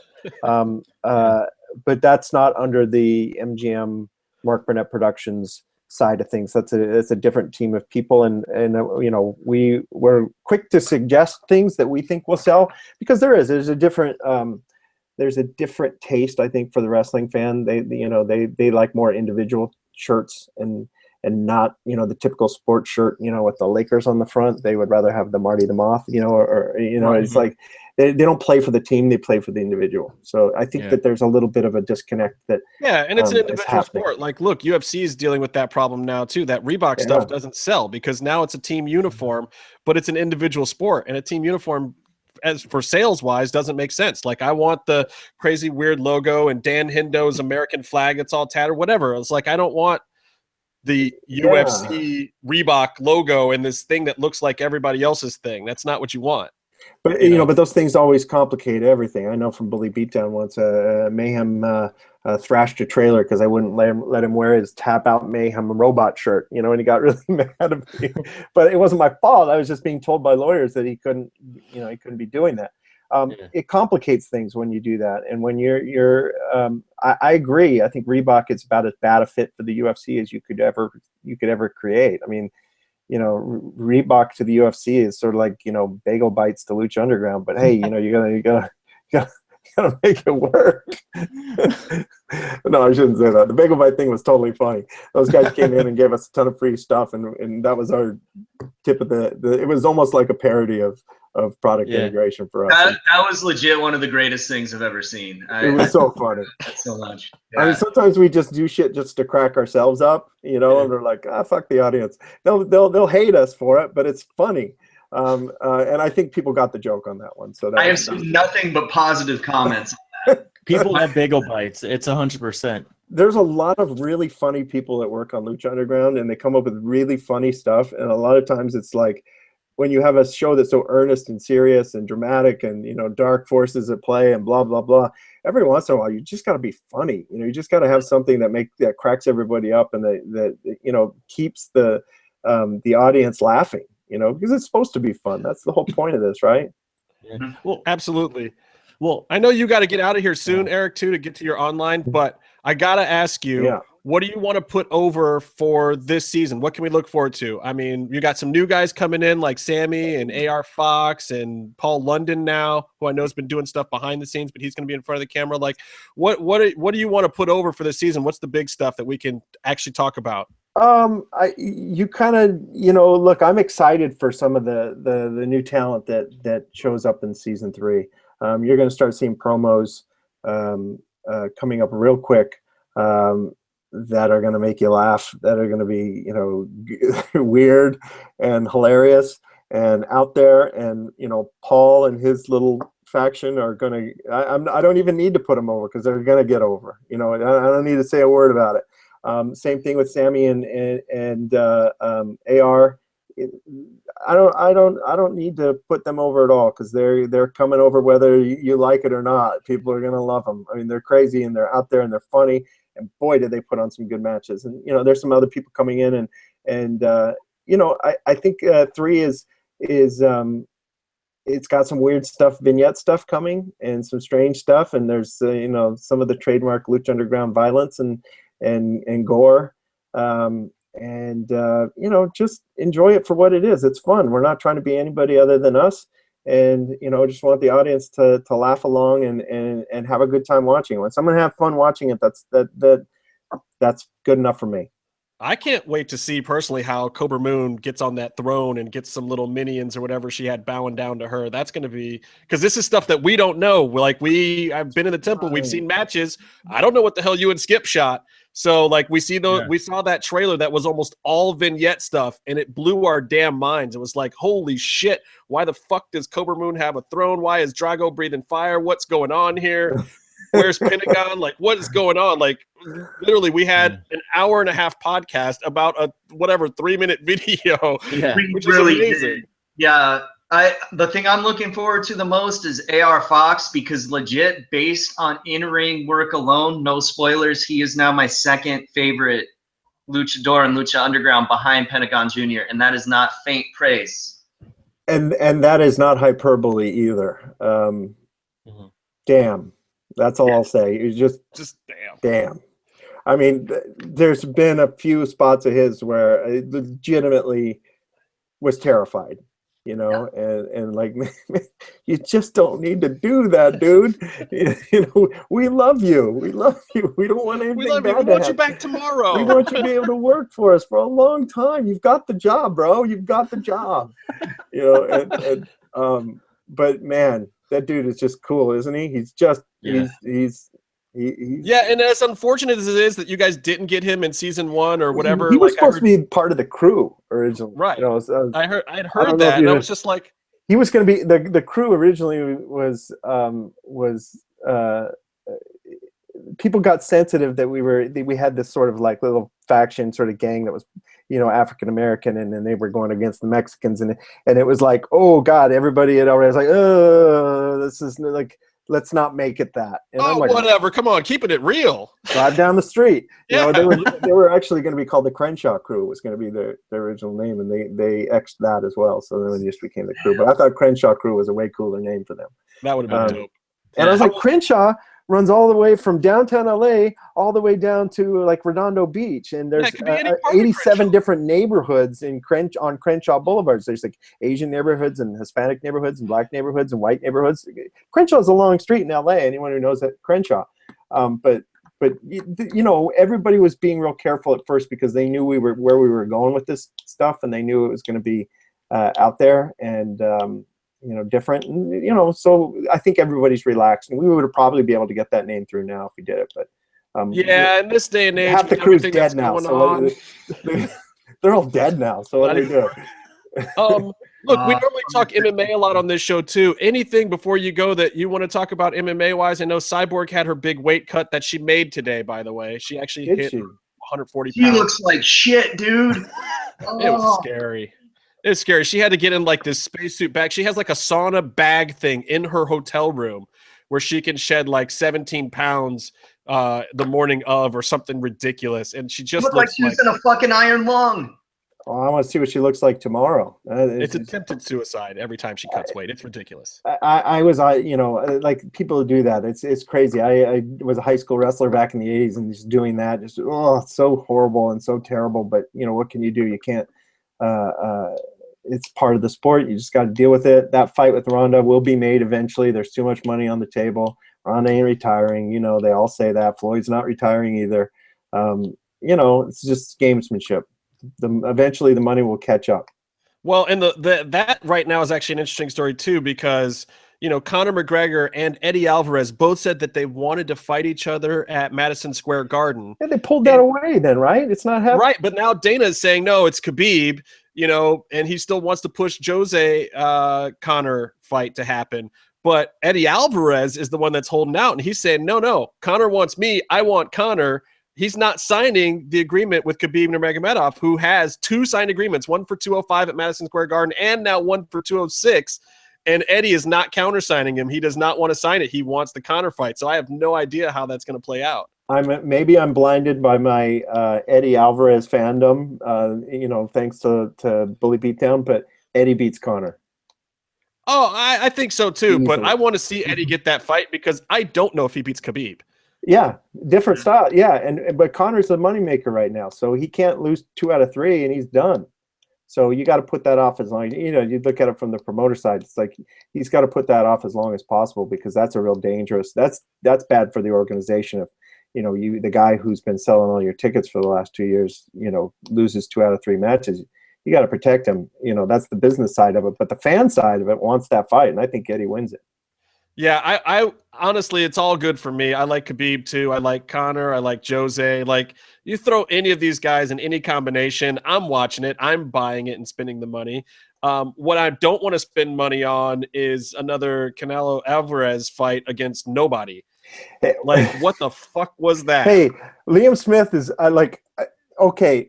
I disagree with you on this one. Okay, now we got heat, you and me. All right. Oh wow, here we go. because okay, well, maybe it's because Paul Smith, Liam's brother, is an old friend of mine. He was on Contender, and he comes to LA. He stays in my house, and so I like the Smith family, and Liam's a stud. I'd rather a guy who knew he was outmatched, who went out on his fucking shield, man. He went out there swinging. He did. I would watch that fight 10 times before I'd want to watch another Floyd Mayweather fight. You know, Floyd Mayweather against Andre Berto. Fucking kill me now. And I was in the audience for that one. I'll take the guy who's outmatched, who just fucking all nuts and guts, and man, just goes for it. Like that to me, even though I knew after round 2 Liam didn't have a chance, there's something in that story of that fight that was very compelling, and I would watch Liam Smith fight again. Right, but the marketing leading up to it too, and the buy rates, I mean, it was like a 300,000 or something. It was pretty dismal. But that's because you got a guy like Canelo who said and called out Triple G into the ring, calls the guy out, and says, "You're my next fight." The English champion, which never does well in the U.S. Yeah. Well, and I get, but I mean, he calls the guy out, and then days later he relinquishes the belt to the guy and says, "No, I'm not going to fight you. Maybe we'll do it in 2017 or 2018." Like, I think that's they're under the misguided impression that America cares about that much as they cared about Pacquiao Mayweather, and they don't. But I think what's going on in the UFC and boxing and wrestling, everyone should kind of look at this. It's like people do want the super fights. People want to see, regardless of what the capabilities necessarily are, they want to see their big stars and their favorite people go at it. And sometimes the guy's going to lose. Connor's not going to beat everyone at 170, but at the same time, if Sexy Star meets Brian Cage or Mil Muertes in the dark alley, she's not going to win that either. But in Lucha Underground, she might win. Yeah. You know what I mean? And people want that kind of super match element to all of these things, and there's money in it. It's like, to me, honestly, if Conor were to fight Eddie Alvarez and lose, I'm still going to watch the next Conor fight after that. Yeah. I don't care anymore. He transcended to that next level of, I just want to see this guy fight. Chael Sonnen going into Bellator now. Yeah, I'm excited is the same about way. that. I like, Chael's on the new season of Celebrity Apprentice. So I needed a bad guy, I needed a villain. So I will officially watch every episode that he's on now. And he does not disappoint. I mean, he is Chael Sonnen from day one to the day he finishes the show. He is Chael Sonnen, and it's hilarious. You'll love it. Return of the bad guy. Oh, well, let's end it here then. Why don't you plug a little bit about your Celebrity Apprentice? Send us out with some of this, because this is your next big thing coming up, and it's Trumpless. It's Trumpless. Who's the boss? The Arnold Schwarzenegger version of Celebrity Apprentice, and he's hilarious and he's funny. And for a guy in our age group, to be able to sit there and be in a room and be like, oh my God, I'm sitting here with Arnold Schwarzenegger. It's the coolest thing ever. He's everything I hoped he would be. I go into these interactions with these super powerful people very jaded and very with low expectations, and you always set the bar very low when you're dealing with these kind of people, because you just always end up hating them afterwards. I loved Arnold. He was amazing. He was funny. He was smart. He was great on television. He was just a cool guy. Really exceeded what I had even hoped that he would be. I wish he was running for governor so I could vote for him again, but he's good on the show. He really sort of takes it seriously, and he's smart. People don't understand. He was a multimillionaire before he ever made Conan the Barbarian, because he was really smart about real estate and business, and he had 10 different businesses that he started, and he has a lot of interesting things to say. So it starts January 2nd on NBC, and it's awesome. Watch Lucha Underground, and then TiVo Survivor on CBS. I know that's what this was all about originally. Well, and you get Roach back now too, right? Isn't Big Brother done? There's a Big Brother that's shooting now, actually. Oh, that's right. They're doing that over the top thing, trying to make me buy CBS app. Yeah. Hey, look, I think that's great. I love when people try things that are outside of the normal. I mean, whether they fall on their ass or not, I don't know. Maybe they will, maybe they won't, but it's a bold thing. It's kind of like the WWE app, it's like, that's a bold thing to try. And I love to watch it play out. The big money's at risk. Same thing here with CBS, and it's good if Roach is working, and we'll get him when we need him. I guess I don't want to plug Chris Roach. Well, yeah, who you don't want to plug is DJ, because in our MMM show, Lucha Underground Awards this year, we had a Best Backstage Jefe award between you and DJ and Chris Roach, and we threw Stolman in there, who got 0 votes. Sorry, but DJ beat you. He should. You were close second, but DJ won, just so you know. So at some point in time, whenever we make our T-shirts, we're going to give DJ a shirt, and we're not going to give you one. He absolutely should win that. He does all of the hard work on the show. I really just show up and try and smooth out people's hurt feelings. But DJ does all the hard work. I get the fun stuff. Byron, you got anything else you want to add before we lose Eric, and then discuss his show behind his back after we lose him? Ooh. Yeah. At the risk of ruining the quality of the show, I have one more question. I wanted to ask you about how you were surprised about the audience. About you've done other combat sports shows, and the Lucha Underground crowd is very specific. But I have this question first, which is much more important. In a game of Marry, Fuck, Kill, where would Roach, DJ, and Stolman place? Wow. I think I have an answer. Yeah. I'd kill Stolman. Somebody's got to ring that bell, man. Yeah, I can find somebody else. Just put him post. I'd fuck DJ, and I'd marry Chris Roach, because Chris is married. He already knows, and he has a tender side to him. Chris Roach does, and I think that has all that you need for a long-lasting and loving relationship. Yeah, so I'd marry Roach. I'd fuck DJ. And believe me, I'd fuck DJ plenty. Every time I call DJ, I feel like I'm fucking him over in some way, shape, or form. And then I'd have to kill Stolman. Sorry, Stolman, but somebody has to be killed. All right, good. I love it. That's very sincere, actually. That's true. Exactly how. I'm not bullshitting. That's how it would play. Good measurement of where you are with people. And thanks for this awesome shirt, by the way, that these other two idiots don't have. I'm glad I was at the taping of the 100th episode of I Lucha was Underground. sick. I was so sick. I didn't want to make the wrestlers sick. I High had fiving something. them and shit. You guys blew it. I'm gonna dig some up for you guys. All right, give me some Awesome. time. All their shit's all somewhere, but I'll reach out to you. I'll figure out a way to get you one. Well, of those since Byron begging off a shirt from you is how we kind of got you on the show in the first place, I can't argue with that. That's payment for all the advertising for the show. How'd I do? You think the internet world is going to hate anything I said today? It's not going to be too controversial. Yes. No, they're gonna hate it. Okay.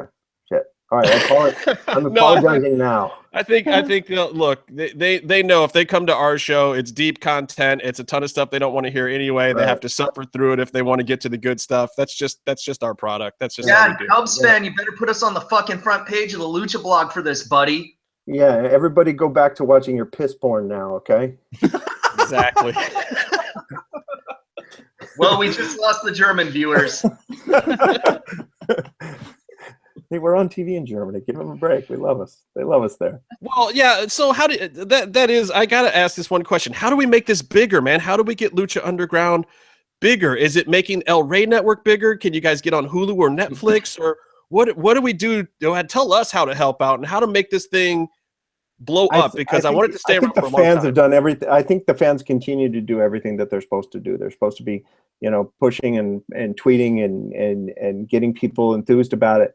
It's really, these are massive companies that are in play here. I mean, MGM Television is a massive company, as is the El Rey Network. Has got a lot of big partners, and then when you start talking about selling the rights to certain territories, they have to negotiate the English-speaking version and then the Spanish-speaking version and then the streaming video on demand, who gets the rights to that. And there's just no easy way to make a simple deal. It appears. I mean, this is not something that I get involved with. I mean, I'm like you guys. I'm constantly asking, the people that I report to, hey, when is the Netflix deal going to be finished? When is this deal going to? What about foreign? I know we're on in Asia now, and there's just a lot of relationship issues with a lot of the players that are attached. There's a lot of big companies that have a small finger in this pot, and they're getting anybody to sort of be all on the same page takes a certain amount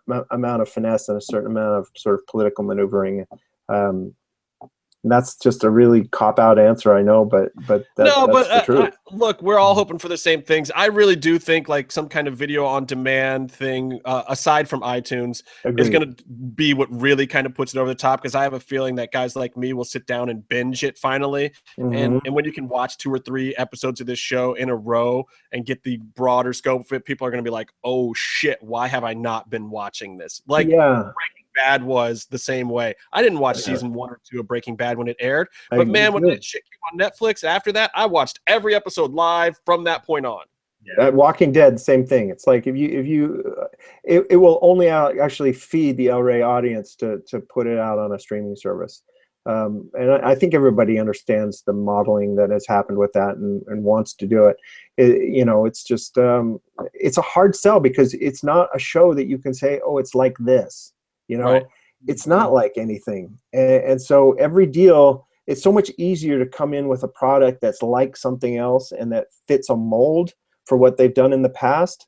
And that, a buyer can sit there and say, oh, I get it. The show is like this. This is a wrestling show, but it's not. And is it in Spanish? Is it in English? It's kind of both. And when you're talking about millions of dollars, people need to know what you're talking about. They need to be able to understand what your show is. So there's a lot of education that has to come on, and that has to be, and a lot of good selling that goes on around the show.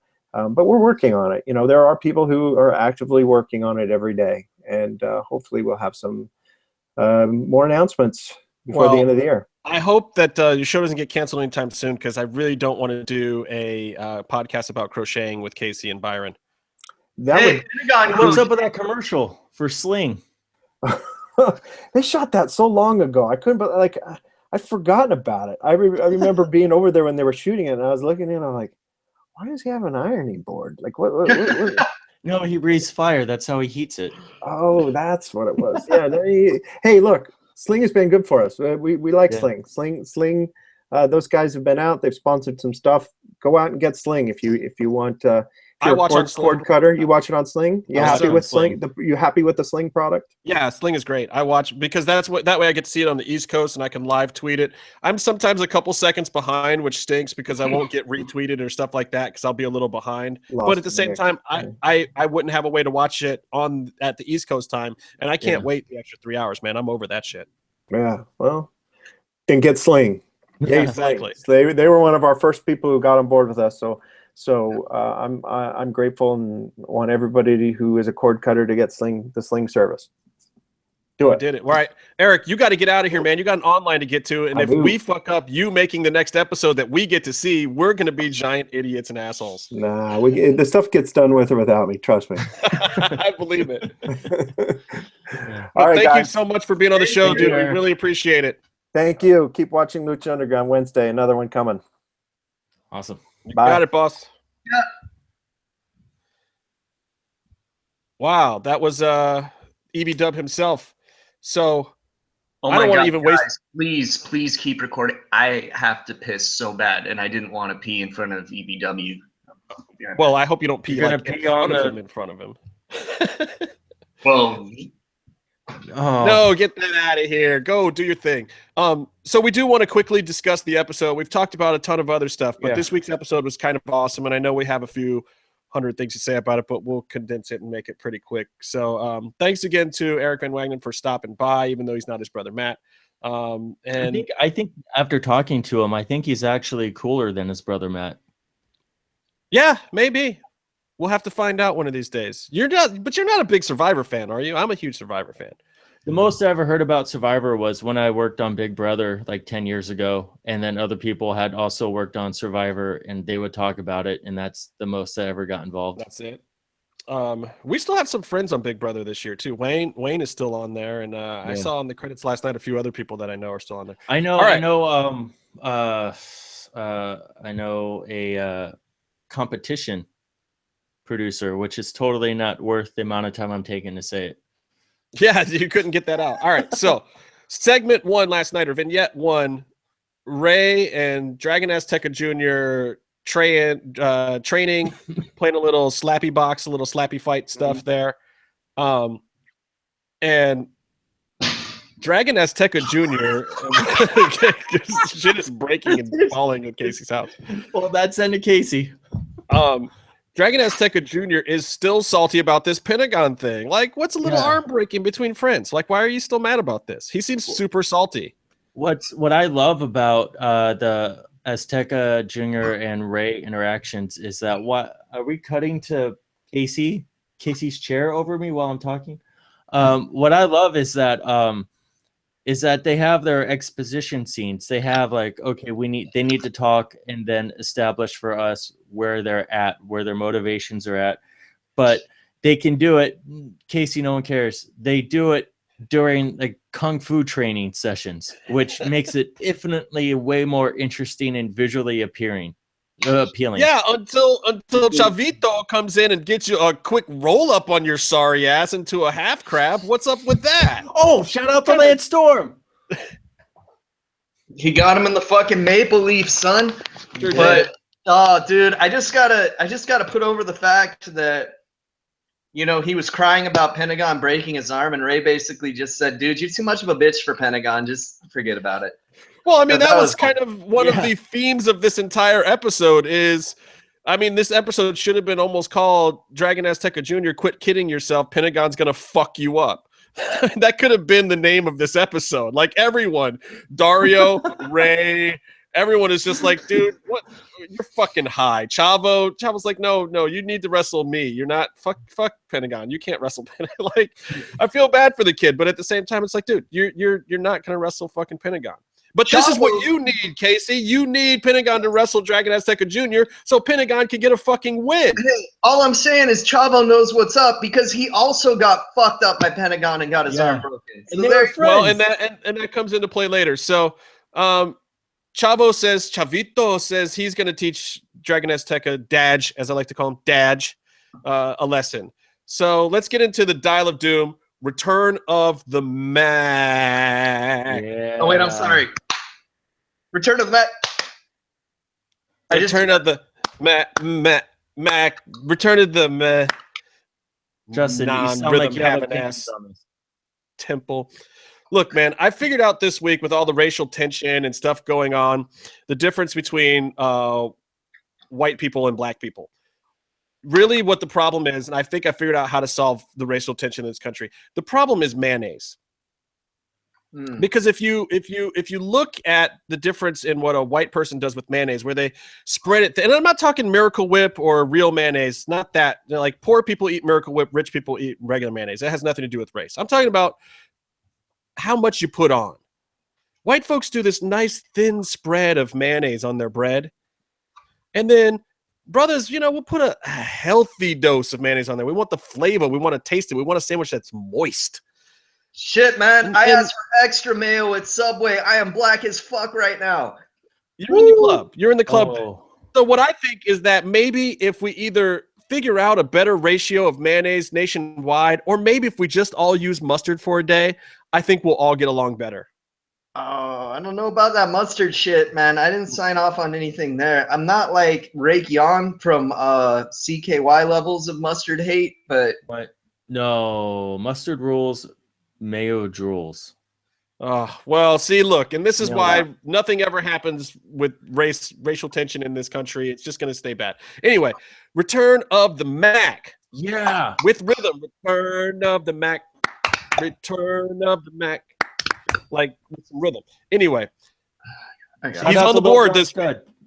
He's on the board. Son of Havoc is off the board.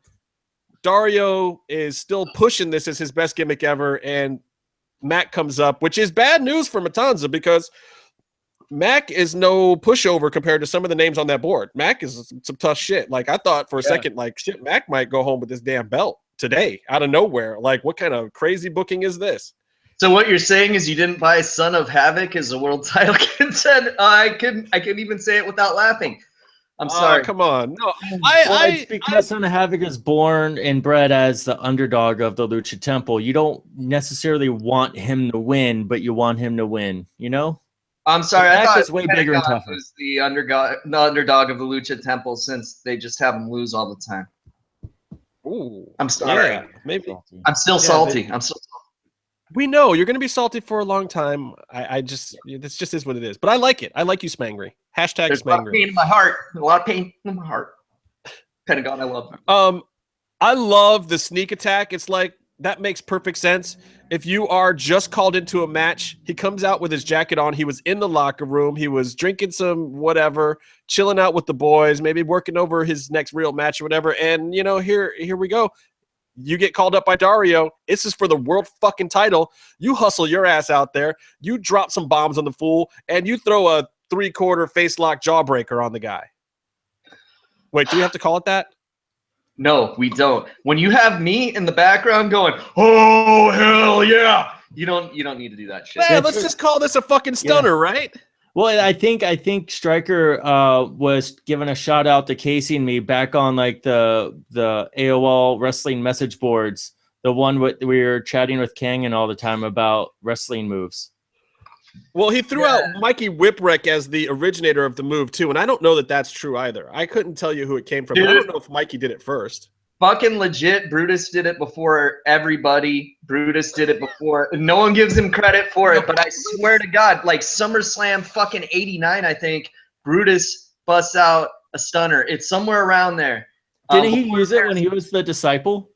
No, this is Or when something? he was Brutus the Barber Beefcake. He does a fucking stunner, and it's not an ace crusher. It's a fucking stunner, and he did it in one of his matches, like maybe against Mr. Perfect, maybe against Rick Rude, somewhere around 89, 90. Yeah, see, I'd like to go back and look at it too, because I'm a huge Mikey Whipwreck fan, and I know that he used the move, and he used it before Stone Cold did, and Stone Cold probably got it from him, but I don't think Mikey was the originator of that move. No, and Johnny but Ace whatever, was doing the ace crusher, which is close, but you land a little differently, but it's fucking, like, in video games, we'd use the fucking ace crusher for the stunner, not the fucking diamond cutter. But Stone Cold did get the terminology of the stunner, right? That is where the stunner term came from, right? I don't think it was. He was the first one to kick you in the stomach to do it, and he didn't even start doing that when he started doing the move. That was that P.S. Hayes that told him to do that? I'm sure he's going to take credit, even if it wasn't. Yeah. Well, anyway, look, I just love seeing it right at the beginning of the match. The whole, the ring psychology of how that match started was perfect to me. Like, goddamn right, sneak attack a motherfucker. Like, I hate it when the babyface is stupid. This is a chance right here where the babyface was not stupid. Sneak attack the motherfucker, hit him with a move outside the ring, move the match into the ring, and you got fucking the Mac throwing around suplexes like he's Matanza. It was great. I loved the first few minutes of that match. It was awesome to me. I was very happy. It was a good match. It seems like the Matanza matches tend to go. The other guy kind of beats him up for a while until Matanza can grab him and do the one move and win. Yeah, but this went back and forth a little bit because Matanza did get his win going, and then the commentary switched to like, oh, okay, here comes Matanza. He's going to be a killer and blah, blah, blah. But then Max started getting his shit in again, and he does his fucking what is that move where he jumped over the rope? Casey, I don't remember exactly which one it was. I don't know if it was the tope con hilo. Yeah. Thank you. Hey, you know what? I didn't say hilo, though. My pronunciation might suck, but I don't say fucking hilo because it's Giro. See, you would know better than I would. This is why we keep Casey around, guys. Richard Casey. Dude, I gotta just point something out about this match because I think it feeds into a theory that we talked about a little earlier. I think that Matanza is weakening. I think that the God inside him is strong, but the flesh is weak. And that he's starting to wear down. He's never been the same since he went through that fucking roof. People have been getting way more offense on him since then. Well, that is an interesting theory, and you saw that Dario had to pump him up, and he was yelling at him at one point, like, next time vertical for the neck, like break his neck. Mm-hmm. Like Dario was actually yelling at him, like in actual in-ring instructions on how to smash these guys, like he used to smash them. So maybe you're on this. Yeah. Because before he'd just throw a couple guys in a trailer and he'd just fucking murder them. Now he's got to give them pro tips like it's fucking Game Pro magazine outside the ring. Well, I love the bullfrog splash too. Huge move for a big man off the top rope, and it's really funny because you saw that picture that's Lucha Underground was circulating with the question mark of the guy doing it, and I don't know how they did that because that outline looked like it was a lot smaller than Mac to me, which maybe there was some tricky photoshopping going on there. I don't know. I don't know. It looked like Mac to me, but there are an awful lot of people on Facebook commenting on it saying it was Chavo. Which, yeah. I do gotta say that did they just pose for a picture at some other time where Chavo did it instead? Why would it make sense for Chavo to wrestle Matanza even randomly? They do realize that it's not really random, right? But it almost was. Case Fabe, what are you doing? All I gotta Nobody say stops is the if wheel you- on if the you're at exact the name show's that they live- want to wrestle. All I gotta say is if you were at the shows live, you may have noticed the wheel is a little more random than they would have liked sometimes. I don't know that you'll ever see that on TV. No, Just you'll never see that on TV. I don't know what you're talking That's about. insider information from us. Damn Wait, it, get Eric VanWagenen back on here. Let's talk to him about the damn mechanics of this wheel. That fucking thing. All I know is you spin the wheel so they can make the deal for the championship match. That's all. I think the All right, problem so- is they didn't have that midget with the eye patch like the spin the wheel make the deal did. Cheat him. Anything else about this match? Return of the Mac here. He Bullfrog splash hits the knees, and then Matanza, who was not faring so well until that very point, he hits the Wrath of the Gods and goes over on the Mac. Sorry, Mac. Hopefully you get another title shot soon, brother. I thought it was a great match. say, So I thought it elevated Mac a little bit too, because he's been fighting Cage and he's had his big fights against Cage. But this is hopefully the start of an upward trajectory for Mac on the fight card at Lucha Underground. I hope so, but I gotta say that feeds into my theory because Matanza beat 11 dudes or some shit without breaking a sweat. He eliminated half of Aztec Warfare by himself, and now he's having trouble with the Mac. What's up with that? He's Willie Mac is tough. He's from the streets, fool. Pentagon beat the hell out of him, man. He's still sore. Hey, he could have actually gone to jail. He might have like a ruptured butthole right now. We don't know. MMM show does not stand behind these comments by Casey. Oh, of course. I We don't. stand behind everything Casey says. We support him wholeheartedly in his smangriness. No. All I know is there was more blood on the back of the suit this time. It was a little scary.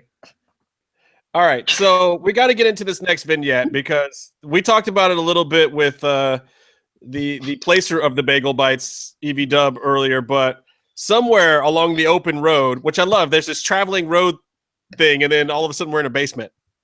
Apparently the open road stops at grandma's house or mom's house for Son of Havoc and his new homie, Mascarita Sagrada. What's going on, Yeah. Masky? I did. He wants someone to make him feel tall, dude. So why is he hanging out with Son of Havoc? Oh. I'm just saying. I He's think not that- 6'4". I think that segment was a great shout out to Wrestling Marks. Watching wrestling on a shitty TV in your mom's basement while she makes you bagel bites. Dude, all I gotta Nail say, on the head. bagel bites are fucking dope. They And are. I would eat some right now if I had some. And seeing that product placement makes me want to go to the store and get some fucking bagel bites. Now, being last real heelish here, was that Modelo also a placement? Because that was pretty prominent and made me want to have a beer the second I saw that. Maybe that was Yeah, a I shout out remember to them Miller having Lite a for dropping their commercial. sponsorship. Yeah, Dude, there was a do we Modelo need sitting on the Modelo table. commercial? I know I've seen the cans there, but like I know Tecate has been a sponsor and Bud Light has been a sponsor. I feel like when Dario threw me a beer once when you weren't there to catch it, Casey, that it was Modelo also. Yeah, well, it used to be the Miller Lite cans, which looked similar. That was first Cage and Mac, and also It was Modelo for Hernandez. that shit where fucking Tejano went through the bar at ringside. Yeah. But they put tape over the Modelo that time, so I don't know. yeah. Well, if Modelo, if you're not an official sponsor of Lucha Underground, let's make this happen. And also, let's get a liquor license back at the temple, please. Anyway, moving on. I think we might want to kayfabe that a little bit. I don't know, but Whatever. I don't know. It's just friends having drinks on private property. It's closed. It's not open to the public anyway. It's by invitation only. So you can actually legally do it, I believe. It's just an insurance thing.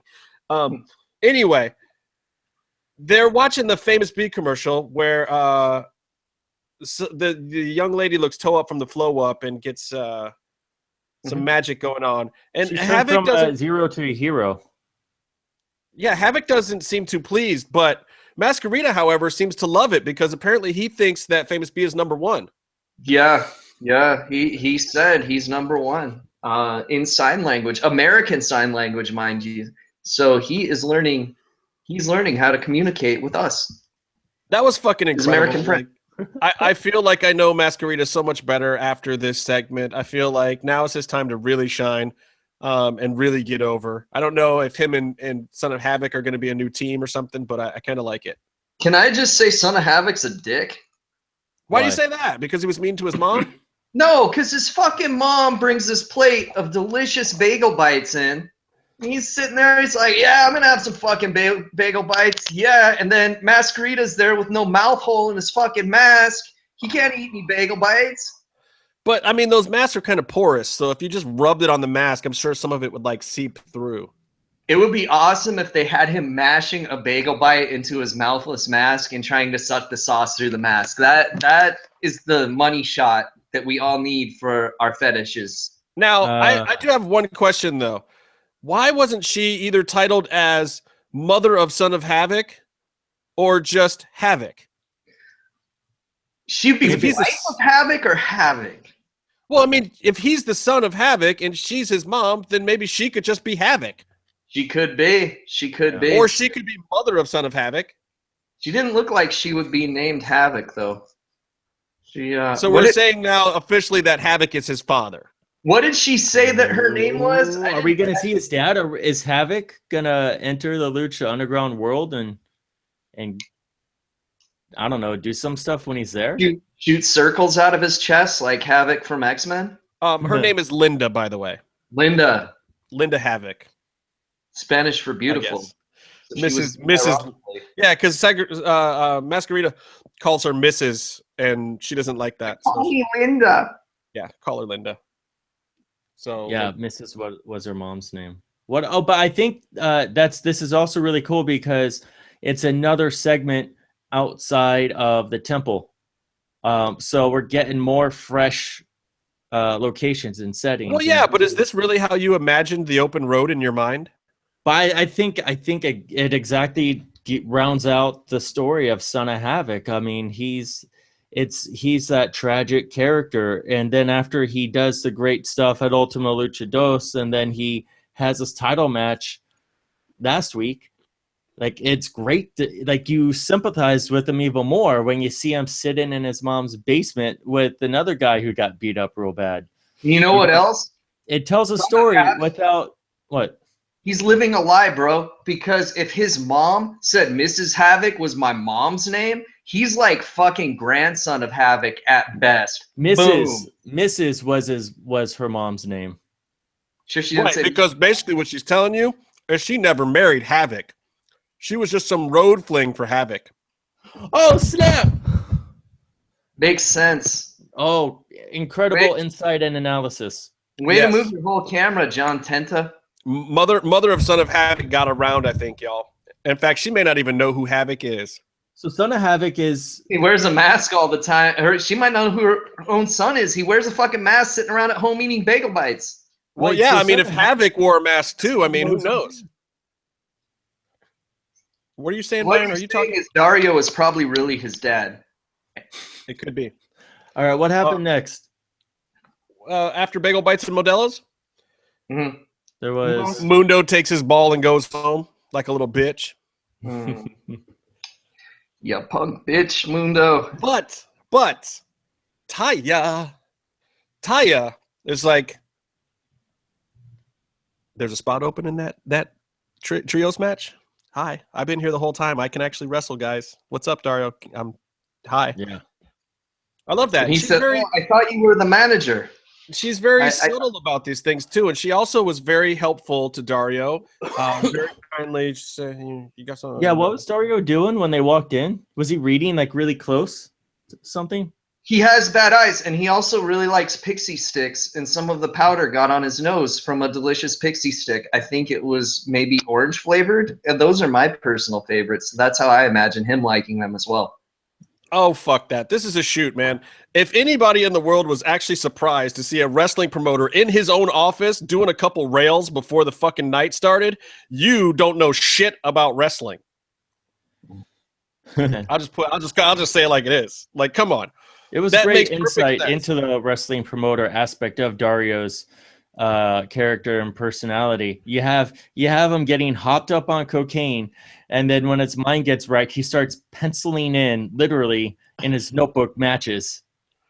This sounds like the way I'm pretty sure every wrestling show I watched as a child was in fact booked. Some promoter in his back office doing rails, writing stuff in pencil, fucking people over, changing matches without telling them, and pocketing the t-shirt money. Sounds exactly right to me. And maybe Lucha Underground is real, y'all. I could do mountains of the stuff and never get hooked. Huh? How? He's gonna puke. Oh, This show's going to an amazing place. See, and that's all it takes. DJ gives us like two-second nugget of something, and we'll just run with it for days. It's horrifying, people. That's sorry, Josh. Is there anything else we need to say about that part of the vignette? And then, yeah. No, that's it. Oh, Taya did actually say, actually, he's a darewolf. And she managed to not sound too Canadian when she said it. I kind of liked it. I sounded a lot more sassy Southern California. He's actually a darewolf. Excuse me. He's a darewolf. You hoser. I love that Take movie. off, eh? Take off, you hoser. Is that where we're going with this? We're going back to straight. Strange Brew, play-by-play analysis. Oh wow! Yeah, That's actually- where he drank all the beer and he wouldn't drown, but then he was really big. And then he had to pee. It's an amazing movie. For all you youngsters out there who haven't seen what real Canadian humor is all about, go back and watch this movie, please. I have it on Watch VHS. Kids in the Hall, you fucks. Well, no, that was when Canadian humor got good. Yeah. All right, so moving on. Cage versus Tejano. Now, this to me, I was like stoked. This is like if we were in Mexico, this would be a headliner at AAA. Like, I'm never mad about a Cage Tejano match. And like, if you listen to the show, you know that over time I have become a huge Tejano mark. I just really like the guy's in-ring performances. Based on nothing else other than his actual work that he puts in, he's gotten over with me. And Cage has always been over. He's fun to watch. He's got a great character. It's fun to see him do his who better than Cage thing and get your shit in and all that stuff is fun. And he's been killing it on the indies forever. So I popped when I heard this was the second match. I don't even think I knew it was the second match on this episode, and it was great. And with where the finish went, I thought it was awesome that they managed to have a great match, keep it kind of standard and not escalate it too far. I mean, they did a lot of suplex stuff, then they did some submission trading on the ground, then they did a little bit of lucha libre style with Cage doing his big dive. Yeah, and he fucking almost did an edge to Tejano with that shit, man. That reminded me of that time that he ended one of Los Boricua's career with the dive to the outside. And honestly, I felt like Tejano was hurting the rest of the match after that. You thought so? Because it looked like it landed back to back, right? Yeah, but a little Wasn't that how it happened? little neck to back, maybe. I don't know. It looked a little rough to me. Because honestly, for me, it looked like Cage pulled his off cleaner than Willie Mack did. But the landing is where it's all at. Like, the move might have been clean as fuck, but you got a big boy landing on you slightly wrong, and it's all over. And I've seen Mac fuck himself up on some flippy shit. When I saw the Kevin Cross show at FSW against Matt Hardy, Willie Mack had a match before him, and he just did a straight up suicide dive, but it looked like he Sasha Banks the thing where when he dives out, he just... Wait, Sasha Banksing something is a term now? God, that's harsh. It's like when you're jumping at someone, but somehow you end up making like an L turn, a 90-degree turn, and just go straight head first into the ground. You know, he jumped out of the ring and power drove himself, and then everyone in my section, because I was like near ringside, like was like, oh no, we all got real quiet. because we thought that the show just ended. Yeah. Made me nervous. That's happened in Mexico, by the way. Not good. It happens. It is a dangerous sport.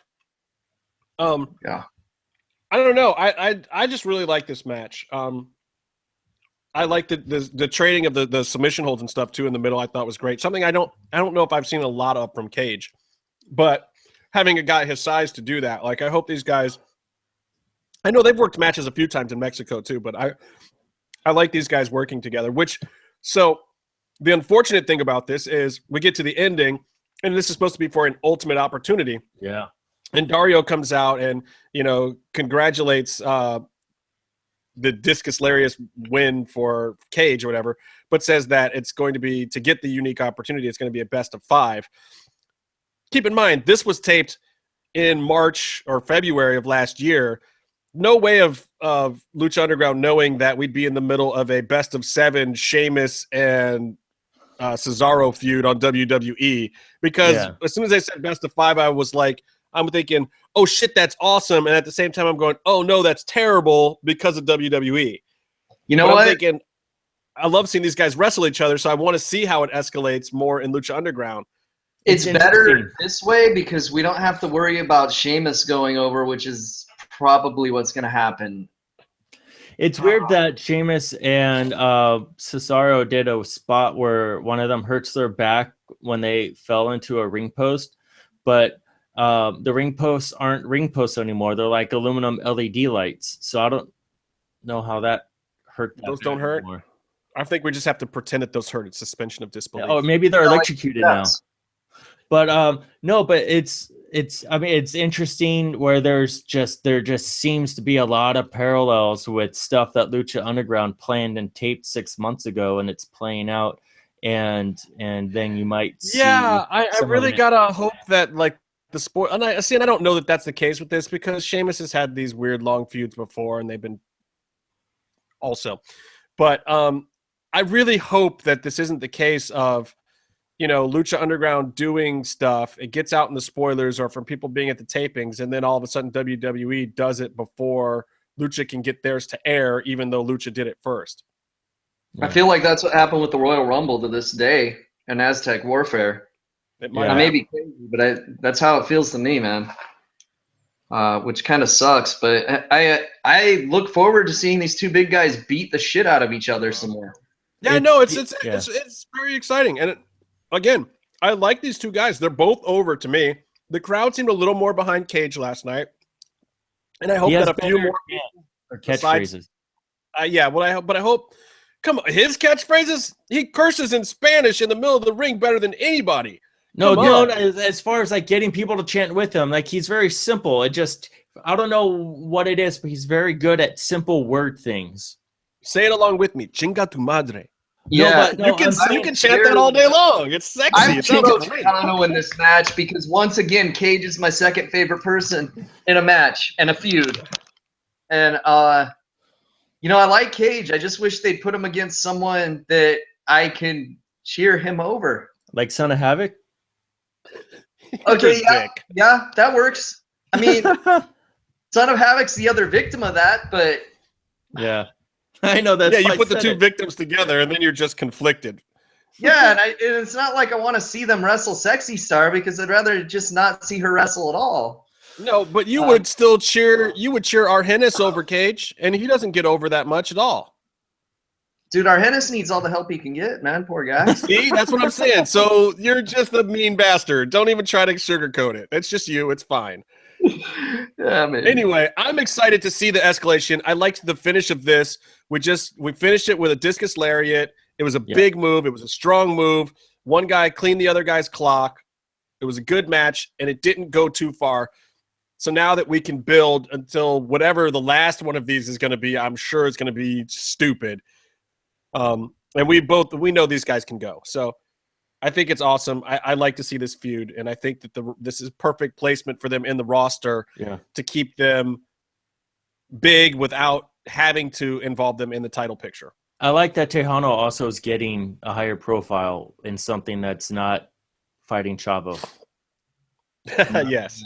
All right, so we got more vignette action. A lot of smaller moments and just a lot of Dario's office today. Dario's mailbag is kind of what I like to call this segment. He gets his 423 Get Fame hat, which he doesn't seem too stoked on. I was surprised. Like it looked custom too. Like I would rock the shit out of that hat. I looked at, some people didn't realize that's what was the hat. Like people were like, what the fuck was the hat? And you know why? Because it looked a little bit like Swerve's hat. Yeah, it did. It looked like the merch that fucking Swerve sells, which is dope merch, by the way. Swerve, I'm still gonna buy your hat, man. I'm a little broke right now. I'll get at you. Justin wants that hat for real.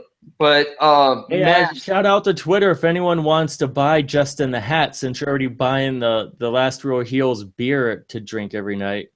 Yeah, but we don't have anything set up to send us money. We have to set up a thing to send us money to do that. I've been Byron Fever at Venmo every single episode.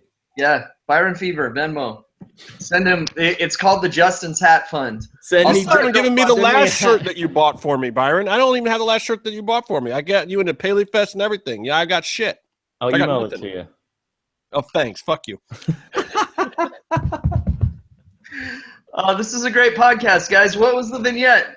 So Dario's mailbag is the vignette. Yeah, because I got some shit for you people. I don't know if you've seen my Twitter or what, but I know what the things are. Let me explain the scene, and then you can tell us what you think is going on here.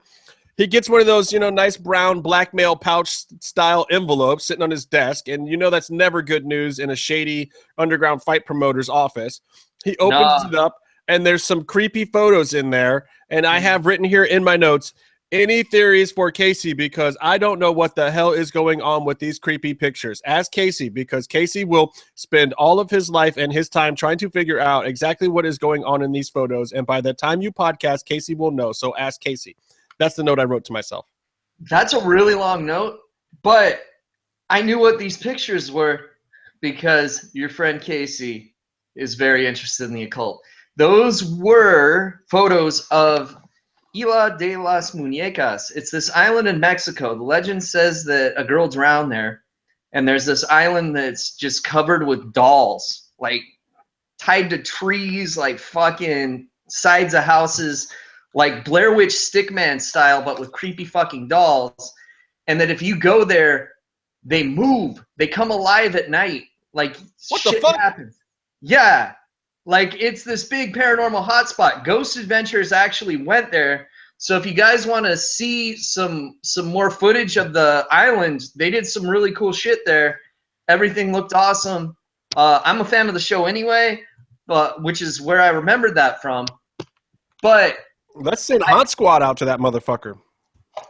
Let's send Hot Squad out there. They should be identifying these pictures as well. So hopefully they drop that on their podcast.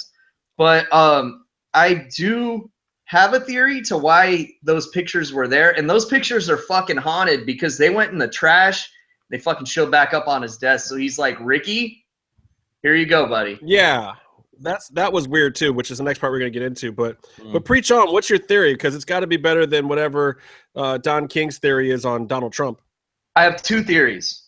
Okay. You just called Donald Trump the N-word. Was there more that he said? Exactly. That's a theory. Go ahead, Casey. Jesus Christ. Okay, so one theory is that, like I said, Matanza is weakening, right?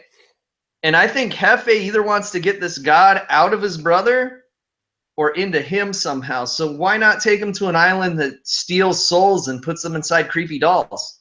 He could basically turn fucking Matanza into Chucky if he wanted. And then Chuck Tanza could run wild on the temple. But no, I mean more as like a means to free his brother from this this god that's inside of him. Like maybe that'll do it.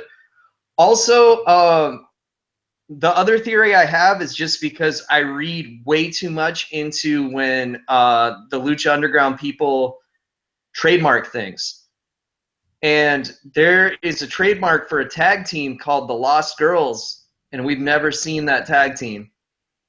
And where else could we see Lost Girls but an island of dolls that steals people's souls? So it just kind of makes me wonder there. Interesting. Maybe it'll play in. I don't know that they'll go to the island or anything, but you never know. Maybe Lucha has a travel budget this season. Or maybe that's where Katrina died, And that's how And that's we got. where the soul transference happened there or something? Or? Yeah, maybe. Like maybe she haunts some creepy dolls. I don't know. Like the medallion kind of went out of nowhere, so they can just spring this on us whenever the fuck they want, you know? Oh, yeah. Well, that's the best thing about any kind of sci-fi, fantasy, or horror is you don't really have to stick to the realms of what is, logical in the next step. The next step could be so supernatural that it's just out of the blue, or it could be science or some shit. And honestly, I hope they do get some more sci-fi elements too to add to just the horror fantasy that's going on. I've been watching Dusk Till Dawn again, and some of the stuff that they do in that show parallels a lot of the stuff in Lucha Underground with the Aztec stuff, but they go a little more sci-fi with it too. Mm-hmm. So hopefully Lucha can do some shit like that. All right. So yeah, the second part of that segment is Dragon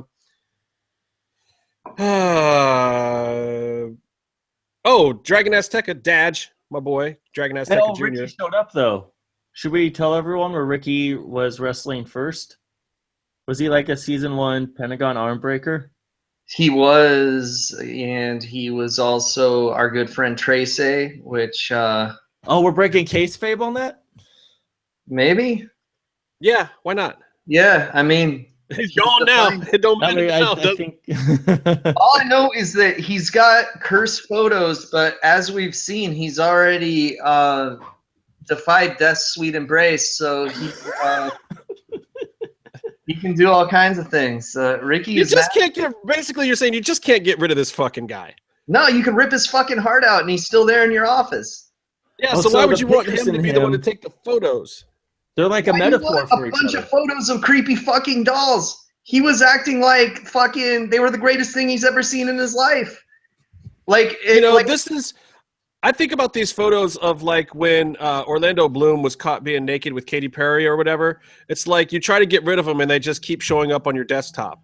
It was really annoying. I think it's like those pictures that Dusty Rhodes had a baby doll secretly, and the pictures that Ric Flair had of Miss Elizabeth that he was going to expose if the Macho Man didn't lie down for him at WrestleMania. But then, Macho Man still beat him, and then he never did anything. Interesting. Yeah, these pictures are important in wrestling. There's a lot of angles around them, like those two specifically. I can't think of more, but there's probably more. DDP and the NWO and Macho Man and Kim Page. 2 times Macho Man's been involved with pictures. Who are we to say his spirit isn't inside one of those dolls? Did anyone bring Slim Jims to the island? Because I would like to. Slim Jims.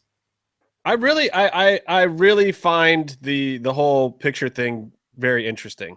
I don't know. And it's so weird. It's just another one of these things. Here we go again. We've talked about it for like 10, 15 minutes, and it was, 20 seconds in the show. DJ fucking got you.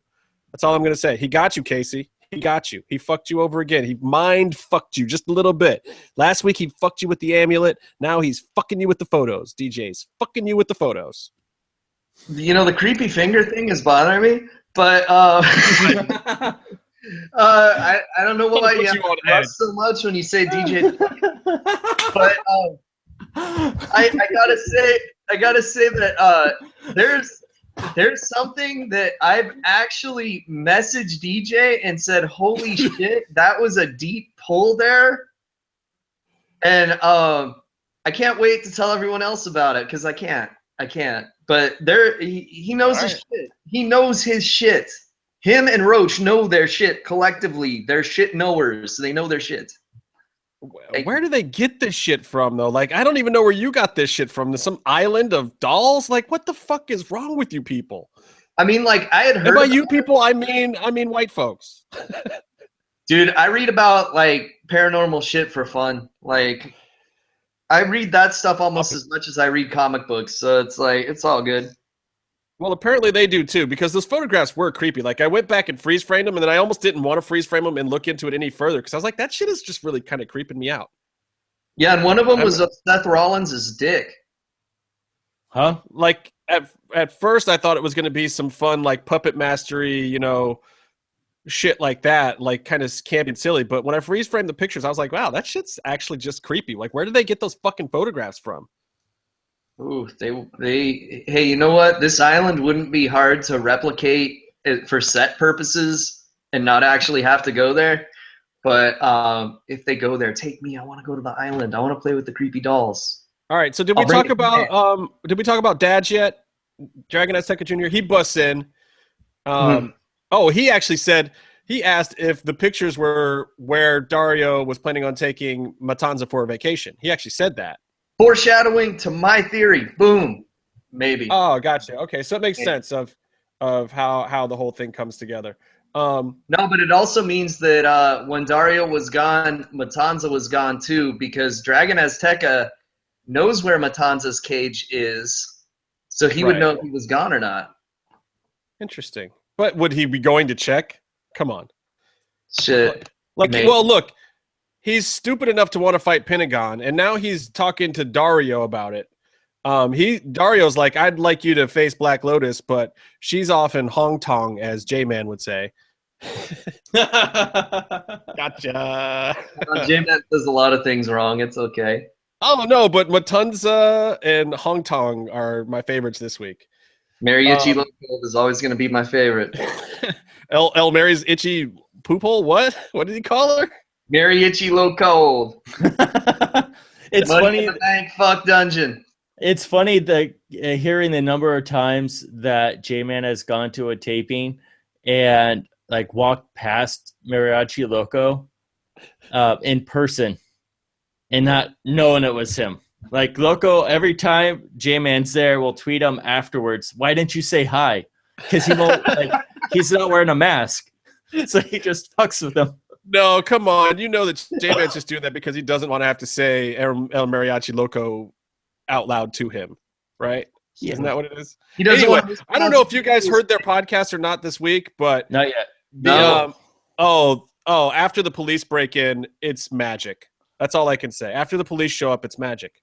I heard they got swatted by the fake last real heel. Ruin it. It's not like helicopters and shit rain down on him or anything. But J-Man, from every minute after that, is a J-Man you have never seen before. So people, if you like us, you should like them too. Go watch their podcast as soon as we're done with this because there's some good stuff in there. And shout out to Urban Heretic 187, and I'm not going to spell that shit out.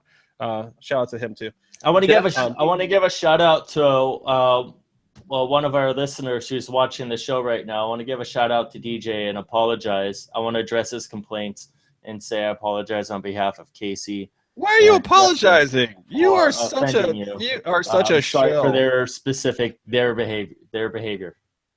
Did DJ pay you to do that? Did he pay you for that? No, I just I'd like to apologize. You guys hurt his feelings. How about that? I apologize for Byron's fucking face. Yeah, we do have to apologize for that. Anyway, we were talking about Dragon Azteca Jr. Here he is again calling out your boy Pentagon. What the fuck is wrong with this dude, Casey? Is he crazy? Is he high? Did he get into Dario's stash? Something is up with him because I bet Dragon Azteca would stick his head in a fire. Someone told him that he could see the devil on the other side, and he would say, "Great googly moogly, we have another one." What's that mean? I don't know, Byron. I don't know. What does anything mean? What does anything mean, Byron? Well, so he gets penciled in or whatever, but I kind of want to go back to Ricky because I don't know if this was intentional. I don't know when this was filmed, but Ricky sounded a lot like Sage Northcutt to me, which was fucking hilarious. Because if you heard any of Sage Northcutt stuff last week, he is so weird. Like he was calling Ariel Helwani Mr. Helwani through their whole interview. And I gotta say, Ricky kind of sounds like that all the time. Yeah, he did, didn't he? He sounded kind of like Eddie Haskell-ish, man. It was funny. Yeah. I really want to see what's going on with this dude and his haunted photos and the fact that he's a zombie skeleton. Let's hope he gets possessed. It'll be fun. Oh my God! What if he turns into a creepy doll? What if he's Ricky Chucky? That'll be amazing. Ricky Chucky. I love it. Oh man, sell that gimmick right there. Ricky Chucky shirts for everyone.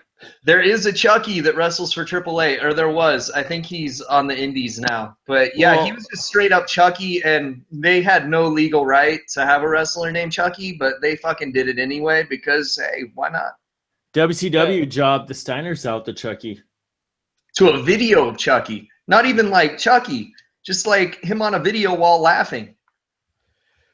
Were you starting to feel bad for Dario by the end of this segment? I mean, because Chavo comes in at the end too. He doesn't really talk for much, I don't think. But I mean, dude, how hard is it to run a wrestling promotion? All these fucking guys trying to come in and put themselves over and get matches and this, that, and the other thing. It's got to be really, really tiring. And he was clearly nursing a sinus infection. He was all sniffly and shit. It's like, come on, man. Let the guy take a couple Dayquil and chill. Yeah, Dayquil on top of that. Not smart. Too much Dayquil on top of that, and you're Crosby, Stills, Nash, and Young, brother. Hey, just saying. All right, we got one more match. Super Friends versus the Freebirds, or Freebird style Worldwide Underground. You had to mention the Freebirds, didn't you? After this Where the fuck's Terry Gordy, 2K gang? What the fuck? Jimmy Jam Garvin? Seriously? Nobody Casey. fucking likes Jimmy Jam Garvin. Casey, just so you know, I when I was emailing EVW about trying to get him on the show, I mentioned that you're the resident wrestling expert of the three of us, but you've been complaining about the Freebirds in the latest 2K game for like a week straight. So has it been that short? I feel like it was a month or two. Maybe a month. Like, so I said, like, it's been 2 fucking days. It was announced on Tuesday. God damn it. Stuff, but tread lightly in case he starts talking about the Freebirds or video games. Well, I mean, if you go back through our DM with the heels, it's got to be almost primarily about that for at least a day and a half straight. Hey, let me tell you something. I am from Bad Street, USA. And the further down the block you get, the badder it got, all right? I'm from the last house on the right. And let me tell you something. That just fucking bothers me. Because even Jimmy Jam Garvin would say, why the fuck did you put me in the game? He's getting a paycheck, and he'd be like, why the fuck are you including me? I'm Jimmy Jam Garvin. Did you think I was Terry Gordy by accident? Do you think my son is fucking Jesse from Jesse and Festus? Fucking Slam Master Jay and shit? Because you called me instead of him, so what the fuck? He's like, dude, you know Terry Gordy died, right? Because I'm very much alive, and I'm very much the shittiest Freebird ever. The shittiest Freebird. And I know he had a cameo in the Bad Street USA video, but you know what? So did those shitty band members that were playing behind Michael P.S. Hayes, and none of them are in the fucking game. But Jimmy Jam Garvin's in the game. You know what? Jimmy Jam Garvin, DDP, why don't you just add Big Daddy Dink in there too and make it the darkest period in the Freebirds' history? Hashtag Smangry. I know it's normally me that lights off on crazy rants on this show, but congratulations, Casey. I think you definitely take the crown this week. Dude, I'm full of piss and Ecto Cooler, and before it was just Ecto Cooler. Amazing. Oh, there was a match. It was an awesome match. Worldwide Underground. I'm very, very happy that Taya was out there. I said this during last season too, that I was like, fuck, I wish she was actually wrestling with that trios team, or like that they would switch her in every now and then for somebody else. Mm-hmm. Given it took a temper tantrum from Mr. Mundo wanting just his title shot to get Taya in there, but I was very happy with it. I didn't expect it to go, wunderbar the first time. And what was up with Jack? Jack was very quiet tonight. Yeah. Why was Jack so quiet? It was creepy and weird. He probably caught Hefe's cold, and he had a sore throat. It was also strange because I could have sworn that you guys teleported to the other side of the temple for this match, and that I was somehow sitting there with you all of a sudden. Yeah, and then it didn't make TV when Aerostar came over and hugged us. That wasn't on TV, right? No, I don't think so. Well, that was like a cutaway, I think. Yeah, because he came over and hugged us and said, thank you for your support in Spanish. And Justin's like, I was cheering for Taya. And I'm like, did I say that out loud again? I could feel that you wanted to say it if you didn't. But yeah, dude, fucking the trios champs are still the trios champs. You got Phoenix, my homeboy. Look, though, wait. Well, I got to say this, though. I was not the only person cheering for Animo. Animo. Then you spit on everyone. Did you notice in the entrances, Then you spit on everyone? Did you notice in the entrances, the Drago and Aerostar got the fuck out of there before Phoenix spit on the whole bleacher section? No, dude, that's just respect for a Triple Crown champion, fool. Let us get out before you do the thing. Hey, you can only be so lucky as to be anointed by the holy spit of the man of 1,000 lives. That's why I'm glad we don't sit at the top of the bleachers anymore. Yeah. But Taya, I was not the only person cheering for Taya. The Weraloka chants were over. She's fucking over. She's totally over. And this is also because at the time, don't forget, she was still having that huge run with Pentagon and AAA. You know, and even though that's over now, as we saw at Triple Mania, and she's with Mundo, and your boy Pentagon got screwed over even in Mexico. He gets screwed over everywhere, bro. That's all it's to it. Hey, he's got the AAW belt. No, Pentagon Yes, good on you know what? Hey, that picture of him looks really good. You can go back east and watch him wrestle all the time now. Yeah, he's the champ in Chicago. I like how Chicago gets like all my favorite wrestlers in the fucking Misfits. What the fuck? Seriously. But I got the Taya thing. I'm still a little hurt. Yeah, Traitor. I get it. Yeah. But you know, I'm a little more hurt because I feel like my favorite wrestler was done dirty by a certain promotion down south.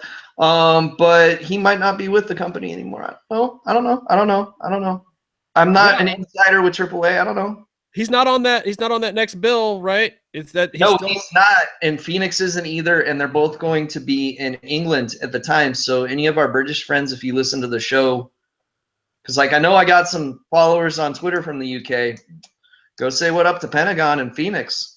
Look, my sincere hope is, politics of the business aside, that those guys are great wrestlers and that they just find a way, whether it's down south or across the pond, wherever, that they can just keep bookings up because, you know, as we talked to EV Dub earlier, it's not like they have an unlimited amount of money to keep them as Lucha Underground exclusives. These guys need to work. They need to feed their faces, and hopefully they find good work wherever the fuck it is. Like if Chicago wants to pay them $1 million and put belts on them, I hope they can get it, you know, as long as they keep coming to Lucha Underground. That's the caveat. So great. So fucking great that indies are bringing in luchadors now, because that was not a thing when I was going to a lot of indie shows. Like because everyone was post ECW days, man. Everybody was trying to be the next ECW for a while, and those guys weren't doing that style. It was like all of a sudden the indies were full up with fat guys who would blade again, you know. You know what's cool though is Bart was never like that. Bart Kapitsky, who runs AWS, he was always bringing in luchadors, which that was like one of the selling points to why I would go to his shows all the time. I became big fans of Piloto Suicida and Shamu Jr. They were a team called the LA Fuckers. Just amazing. Because Piloto, his swearing is like next level shit. Like you think Tejano and Pentagon are great at swearing in Spanish. Oh, you got to hear Piloto try to swear in English. It's the most beautiful thing in the fucking world. I don't know, man. I think I've heard Tejano say some pretty raunchy shit. Like, you know, I'll fuck your mother with my whole leg and stuff like that. Like, he said some raunchy shit in the middle of a match. Yeah, you know, I remember season 1, he was going to split someone's mom in half, I think. Yeah, that was the one where I was like, what? My Spanish is not great, but I know what the fuck that was, and that was horrible. That's not really what that means in Spanish, but I know what you're saying. But he also didn't say rapes asses in that promo. I was wrong. I just want to go. I had someone ask for me. He didn't say that he raped asses in that season 1 promo, but it really sounded like he said he raped asses in that promo. Go back and watch season 1 on iTunes, and you will see. He says, I break bones, I rape asses. That's so awful. Wait, we were talking about a match. Let me get back on track here. Okay. Aerostar. Good match. Aerostar literally ran the ropes at one point. Not like running back and forth. Like, you just like hop, hop, hop, run. Jump, dive, spin. What the fuck? This guy is like, apparently Aerostar got the memo that he needed to show out for the first match back this year. Because he was doing stuff. I was expecting Jack to do more, but Aerostar was on fire. Fuck, man. That's an old Sugi spot. And that guy, like Phoenix does his rope runs and stuff too. Yeah. But Aerostar almost got the Sugi level with that, which Sugi is like probably the best high flyer in the world. People are starting to use him, but he is a piece of shit human being that no one should ever book. So That's a shame.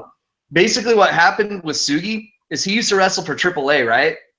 And some fan gave these paintings to the wrestler Nozawa that you might know from XPW and you know, a lot of stuff in Japan. Fan gave him some paintings. He gets stopped at the border. There's a shitload of weed hidden in the fucking paintings, right? So he gets banned from the country. It's a huge fucking scandal in Japan because fucking marijuana is like really frowned upon there. Like crazy social stigma against it. And fucking it basically almost ruined Nozawa's career. Eventually it comes out Sugi had a promoter tell him, hey dude, plant these drugs on this guy. I don't fucking like him and I'll use you more. And so Sugi fucking did that's it. fucked up. Yeah. And this cost Nozawa a big push in his career. His girlfriend fucking broke up with him because of it. Like all this stuff. And it's all I remember Nozawa from XPW, man. He's badass. Yeah, and he does a lot of really fun stuff with DDT too, or he did in the past. And man, yeah, that was fucked up. So that made Sugi really drop from my best high flyer in the world list. So, Okay, so then the moral of the story is, though, we're happy that Aerostar is copping his moves, and Aerostar can take all the fucking credit in the world for him then. yeah, I'm officially going to call Aerostar the inventor of that from now on. There we go. Wait. Sweet. But Way to go, Aerostar. paying that forward, Dorada is mascara Dorada, the tall version. I think. Mascara Dorada? Did you just call him fucking Mascara, J-Man? Seriously? And he's over. I think he's calling himself Metalik and doing all the Aerostar dives. And then every time he does it, the announcers go, "We've never seen this before, except in every Aerostar match." Not just Well, ripping off look, come Aerostar on. We know we're gonna see that in the cruiserweight division. Don't even be surprised, dude. They're gonna cop so much shit from Lucha Underground in the cruiserweight division in the next few weeks. It's gonna make you sick. But just be prepared for it. Gird up your loins, because they don't have a choice. Well, you're not What going other to choice see do it they have? because they toned down the cruiserweights in all those matches on Raw. You're not going to see a lot of that stuff anymore.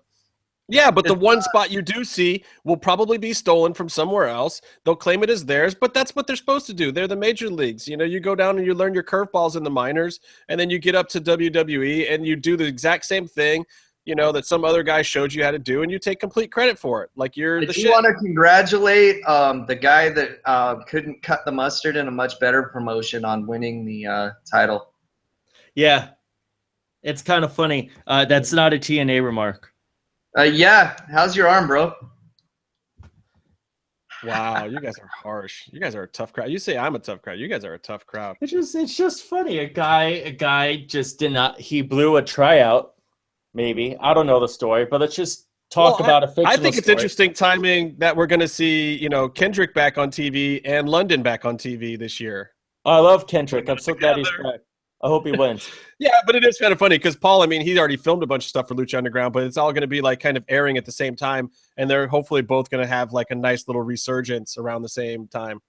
Dude, I hope so. I fucking love those guys. Have you guys ever seen their shoot interview that they did for High Spots where they're like shitting on everything and it's like fucking great? I got to watch that. Oh, it is so good. It's the one that has like a really shitty green screen in the background to the point where it's like distracting you from watching it, but it's all of them. still worth it. Yeah. Well, look, let me get back to the match. Anything else spectacular? Triple Crown winner Phoenix, he was lighting it up with Taya for a little while, and got the big Animo chant. So he's as over as Taya. That's good. It's good to be as over as Taya. Because, I mean, look, she was Pentagon's stablemate down in Mexico, which is why I think she's so over. I mean, she's got to be the number 2 over, right? I got to tell you something, Justin. Joe Leader is Pentagon's stablemate in Mexico, too, and that guy's a piece of shit. I hate him more than like any wrestler that isn't Sheamus. Like, well, then good for her. Good for her. That means she's getting over on her own merit then. That's good. Yeah, that's my point. That's my point. Because Joe Leader sucks. And again, with a Super Friends match, I think you can always expect like the full-on Lucha Libre madness does break out towards the end. It's rope dives and outside action, crazy Hurricane Rana's in the ring. I love these matches. Like I can't even keep up with them sometimes. I don't want to. I don't try to. I just sit back and enjoy them. I typically stop live tweeting during their matches because I'm just like, I don't want to miss a move because you look away for 3 seconds and somebody dove off the top. Taya even did a top rope to the floor dive in this match. Yeah. You don't want to miss any stuff like that. I was at the show where they announced the trios titles. That was actually the first taping that I ever went to. And I was so happy and so excited because trios matches are the shit and they're a staple of Lucha Libre and the tradition. And it's almost like, no one has done it in the United States and Ring of Honor should start doing it and claiming that no one's done it in the United States. Yeah, Ring of Honor can suck on my dick. Wait, it was them, right? Or was it Evolve? It's Ring of Honor that's doing it, right? It was Ring of Honor is doing it now. But for like a year or two, the Shield was pretty much, they were the unofficial trios champions of WWE. They just said they all had New Day is a trios. New Day is a trios now. They're Freebird. Hey, Casey, which New Day member is Jimmy Jam? None of them, because they are still the original Freebirds. See, now, if they let in, like, Zack Ryder into New Day, he would be Jimmy Jam. Well, they have unofficial members like Seth Rollins and Sasha and Bailey. Yeah, that if they did intergender, that would be fine. It could be Sasha all day, but they don't do intergender over there. I don't know. You guys ever see Precious Jimmy Garvin? That's almost practically intergender. That's terrible. Yeah. When he was with Precious and he was what was his Jimmy Garvin? What was his nickname? He had a nickname that he had like the Gorgeous George kind of gimmick going on. Gentle Jimmy or something? What? Gorgeous Jimmy Garvin. You'd be the only one who would remember that. That's terrible. Oh, dude, it was a good angle in World Class. He had to wash the Von Erich's dog and shit. It was like a dirty dog. That was kind of cool. He still doesn't deserve to be a Freebird. That's like the thing. That's like the angle that Mr. Fuji did, right, in real life. Sort of. With the dog. You're saying that as Justin chewing on a piece of dog right now. Oh wow! It's delicious. It's a Filipino delicacy. There was no CJ De Niro level. There was no CJ De Niro level cameos this week from anyone in the Lucha Clique. But Kevin Flynn actually had a good reaction shot after the Taya dive to the floor. But I don't know if I noticed a whole lot of good crowd interaction, and I don't know if I saw J-Man was right at the beginning, wasn't he? J-Man, yeah. J-Man. Have they made good on their promise to cut him into like the first 4 or 5 episodes, even if he wasn't there? Good. I think somehow whenever they show the logo to commercial, I think they're still working on actually putting him in the logo of the show. They pull him out of the heels bin in the Avid and just drop it in there. Yeah, I think they need to switch back to Johnny. Just saying. What's up, Johnny? So let me get to the end of this match. Aerostar hits a code breaker, which I thought was an interesting finish. Wasn't quite expecting that. I wasn't expecting him to get the win. And I also thought he would get the pin on Jack, but Jack was doing his little sitting out like a baby thing, which was great to complicate the finish and give the Super Friends a reason for the win. But I liked Aerostar going over on PJ. I felt like that was the right booking. And then Mundo runs in, and I didn't really catch it, but I'm pretty sure he said, "How's my foot taste?" Which was just like show enough levels of awesome. Yeah, he said that. He did. Yeah. He did say that, right? Good. Okay, I'm not hallucinating. Yeah, it's some good shit. His heel work is top notch. Mundo is so fucking great as a heel. That dude is so fucking great as a heel. He just right here, he's doing this. Awesome. Like he's flipping everyone off all the time, but that's the first time I really saw it on camera. Yeah, well, I mean, I feel like they're going to some new places.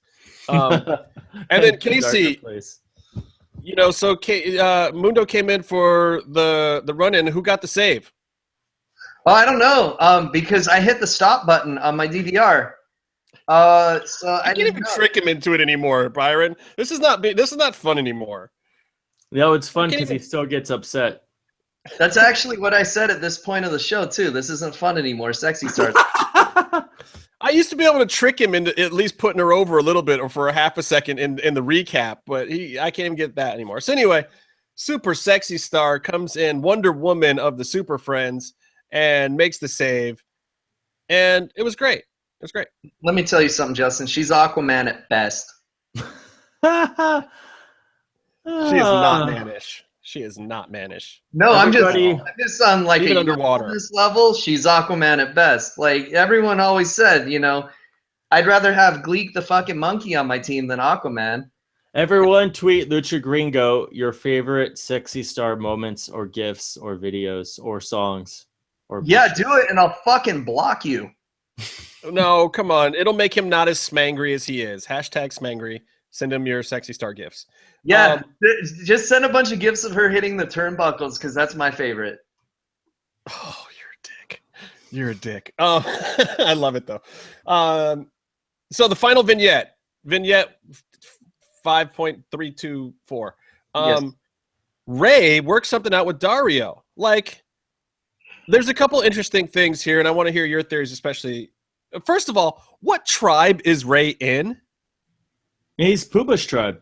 No, he's not. He's with Dragon Azteca's tribe. He's like not in the tribe, but he's sympathetic to it because his master was that tribe. Well, Dario what's his flat out tribe? says to him, like, I know that he's a big part of your tribe or something. Like, Dario actually mentions Ray's tribe to him in this segment. So I Yeah, was then just it's kinda like, Dragon Azteca's tribe. Totally. so what tribe is that? Do we know if we go back to Well, our? there's one that's a guy with a Dragon Azteca like headdress on. That's one of the tribes. Okay, so it's that tribe, whatever that tribe is. Okay. Yeah. I was just, and this is why I said I wanted to ask Casey because I get these things confused. So clearly Ray is a part of that tribe according to Dario. I like that he's working this out with Dario. It's like, you know, here's your top face guy and your shady heel booker working something out, and it's for the purpose of kind of screwing Daj over here because Daj has made the foolish decision to try to take matters into his own hands, and he shouldn't be taking it into his own hands. And Dario points out that, hey, Pentagon broke both these guys' arms, so here's what we'll do. You're right. Dragon Azteca versus Pentagon does nothing for me immediately. So let's set this matchup with Chavo and Dragon Azteca Jr., who got their arm broken most contest, and whoever finishes that gets the prize of facing Pentagon. This is not an award. And now Ray is the special guest referee. So this brings me to my question of, does Ray screw over Dragon Azteca Jr. just to save him from Pentagon? Or because he's such a babyface, does he have to put his boy over or call it down the middle and let his boy go in there against Pentagon? Like, I almost think Ray, as a babyface, has to swerve his boy, right? I think he should just offer Pentagon his sweet car so that he doesn't fuck up his friend. Because Ray's got That a car is sweet dope. car. Yeah. Dude, let's check this out. Okay. So Ray is a special ref. He got Chavo. He got Dragon Azteca. They didn't say what kind of match it is. I say that they make it an arm wrestling match, but with the arms that were broken. Broken arm wrestling. Yeah. But, dude, if they do that over the top grip where they switch over, Well, you can see, still win that's the thing, though. Is Dragon Azteca going to get that big headdress and turn it around backwards before he does it? Because if he does that, I'm going to bet on him. all right. But Chavo doesn't even wear a hat. He doesn't. He just wants to show off the hair work that he got done. So which he talks about. He's on the commercials and shit. That's a quality product right there. And yeah, I think if it's a broken arm wrestling contest, that I would have to go with Dragon Azteca because his arm got broken. Oh no, shit! His arm got broken later. Later, much later. Yeah. Chavo's had a lot more healing time. Chavo's had matches since then. Yeah, Dragon has is wearing like his fucking Jeff Hardy arm shit. Yeah, well, we'll see where it goes. I feel bad for both of them. It's like, wait, you don't want the prize. You don't want the unique opportunity at the end of this fucking rainbow, guys. No, are you crazy? I wouldn't want to wrestle Pentagon, and Pentagon likes me. What would be hilarious is if they both got in the ring and just fell on their backs and tried to lay down for the other one. And like they both just repeatedly kept trying to lose the match because nobody wants to win and have to face Pentagon. They're all hitting themselves with chairs and shit. Yeah, it would be hilarious. I like Chavo thinking that he has a chance at getting revenge against Pentagon. I think Chavo realistically can be that delusional. But Dragon Azteca, you like the legends always are, Byron. The legends are always delusional. He's still putting himself over like it's, WCW in 2002. I loved his bit in that match where he's about to get in the ring and then Pentagon, his old bud, just wheelchairs out and says, "You're my friend, Chavo, and I must break you." It's the best. He's like, "Now I must destroy you." Dude, I was just watching this WCW crazy fucking luchador 6-man match that had Chavo in it, but it had like fucking Super Calo and Silver King and fucking Ciclope. Yeah. And everyone's killing themselves in dives. So it's like dive. And then Chavo's like just slowly drags the other guy over to the corner and chops him. He doesn't bother with that dive shit. Chavo is a smart man. Yeah. the best cruiserweight ever. All these guys are running around doing all this shit. He'd wait for them all to fucking be on the floor and just that's it. Just run the ropes, hit him with a slam, roll him up, pull the tights, be done with it. And he's bringing back Pepe on the indies, man. Is he? Nice. He's bringing back Pepe. Yeah. Oh. Yeah. I need a Pepe t-shirt. Ooh, Chavo. Chavo does have a pro wrestling tee store. There might be a Pepe shirt. Ooh. I'm sure there probably is somewhere. If not, we got all right, well, that's all I got to say about Lucha Underground this week. We've talked a ton of Lucha between Eric VanWagenen and going over the episode. MMA, watch Invicta fights tonight. Jin Yu Fry.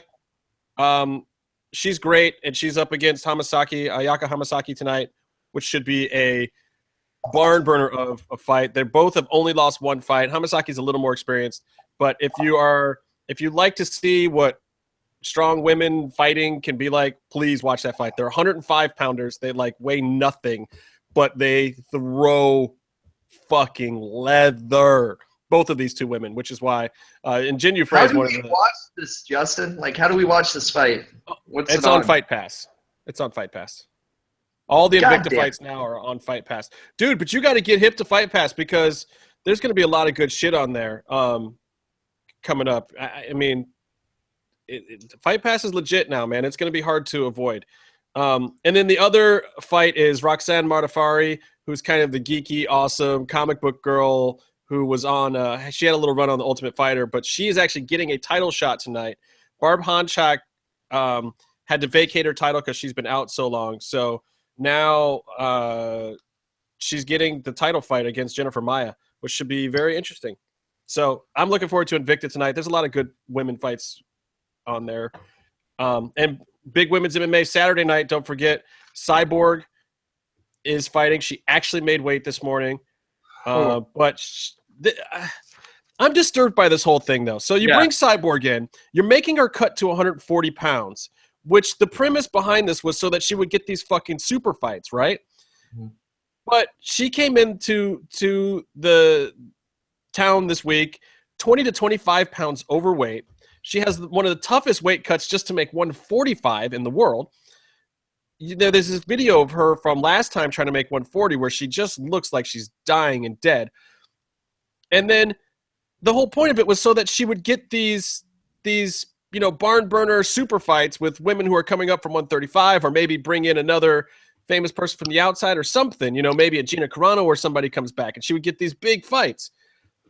She's fighting Lena Landsberg, who's not terrible, but, I think Cyborg's at a minus 1250 or something to beat her.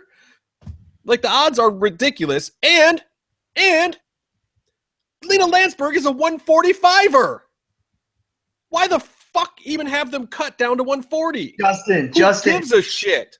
Are those still the fucking odds with how bad she's been looking cutting weight? Because I think that's an opportunity to make some fucking money right there. She's going to drop dead taking 2 steps in the ring. Dude, if you feel like this is the time that Cyborg's going to go down, but Lena Landsberg is pretty much a middle-of-the-road journeywoman tomato can.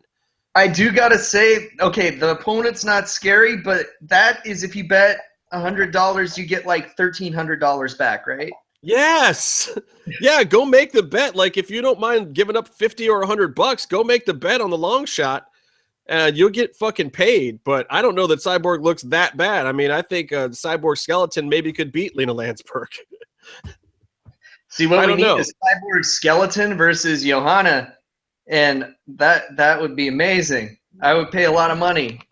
Yeah, well, I agree with Evie Dub. I think that Rousey fight happens eventually, but I don't think it's going to be soon. I think it's probably 2 years off. I think Ronda comes back. She's already almost close to signing to fight what's her face, the current champion whose name I'm completely blanking on when I could see her face. Anyway, she's already signed to fight her, and then she's going to fight probably Pena after that and settle the whole 4 horsewoman rivalry thing that they had going or whatever.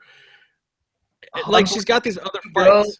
Oh, I'm blanking on names. It's going to drive me fucking crazy, Justin.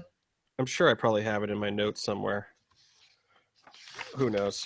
Anyway, it doesn't matter. I think that Ronda will fight Cyborg at some point, but I just don't think there's any reason for them to do it soon. We already talked about the Khabib, Eddie Alvarez, Conor McGregor love triangle going on there with Dana White getting in the mix. As soon as I get off of here, there'll probably be some news out there circulating about that. And then the other thing that happened this week was Legacy combined with RFA. They merged together, and they are now a new fight promotion called LFA, and they're looking to be the major minor league promotion, the feeder organization for the UFC. They're going to do 30 shows a year. Ed Soares, who was at RFA before, is going to kind of take over as the lead man. And whatever his name was, is taking over Sean Shelby's position in UFC as the booker for the lighter weights. And Sean Shelby is moving up and taking over Joe Silva's job, because I know we were talking about that last week of Joe Silva leaving UFC, which is going to leave a big hole. But now they've got their guy. They got the guy who was running RFA, or actually Legacy, I'm sorry, is he's going to come in and book. And they've been getting a lot of talent from these guys anyway. So I kind of look forward to seeing, like, you know, if this promotion can get to almost WEC level, or kind of like where Invicta is. You know, Invicta is the major minor league for women going to the UFC. Like, you know that is the next best place. And in MMA right now, there hasn't really been that. It's like you've got World Series of Fighting and Bellator that are trying to be their own leagues like UFC. They're not trying to be feeder leagues at all. And, you know, Combate America is probably trying to be a feeder league, but they might be a feeder league into this new LFA. They might be the step below. So they might be more like high school baseball or something, you know. So I just find it interesting. It'll be cool to see. And they're not going to be on Fight Pass, I don't think. I think they're going to stay on Access TV. So, you know, Boz will be fucking channel, man. I don't get New Japan. I don't get any of that stuff, dude. Yeah, I don't get Access anymore either, which pisses me off. Maybe they'll put it on Sling. That would be great for me. I got to say, LFA, shitty promotion name, man. This is something I got to rant a little bit about. MMA promotions, none of you have cool fucking names, dude. I don't know what a Bellator even is, or an Invicta. It sounds like some kind of fucking car. Like, LFA just reminds me of LFO, and their fucking rhymes were whack. Reminds me of HLA. Well, it does stand for Legacy Fighting Alliance, is what it stands for. Dude, they need names that spell shit. Like, there used to be a kickboxing promotion. I forget what their letters were, but they spelled kick. That's fucking awesome, man. No, the best one is Glow, obviously. Gorgeous Ladies of Wrestling. Come on. Dude, best one is in Japan. Fighting Underground Crazy Kings. Fuck. Wait, they didn't do that on purpose. Real promotion in Japan. They ended up kind of becoming 666, more or less. But Yeah, the promotion's called 666, and it's fucking awesome. You see a fight? I don't know that I have. MMA promotion called 666? No. I mean, look, MMA promotions have never had good names other than Ultimate Fighting Championship. They won the crown day one because that's just like, look, it's the ultimate one. Fuck everything else. They won day one, so everyone else has had shitty names ever since. King of the Cage was smart, adding the in there so people didn't call him cock all the time. Yeah. It's like, I unfortunately went to a junior college that were cock. Yeah. And they had a soccer team. And they sold merchandise. So people were running around with sweatshirts that said cock soccer on it. And it's like, whoa, what's up, dude? I didn't know you were a cock soccer. Hidden gems 4 hours into the podcast. Yeah, really. Well, speaking of which, let's get the fuck out of here. This has been an amazing show. Hope you guys enjoyed it. Come back next week where we will have a whole bunch of stuff that's probably not nearly as exciting, but now that you're addicted to us, we're kind of like the crack cocaine of your podcast life. So for that guy, Byron Fever over there, that guy, Casey Nielsen, and for me, myself, and I, until next time, stay calm and stay in the mix.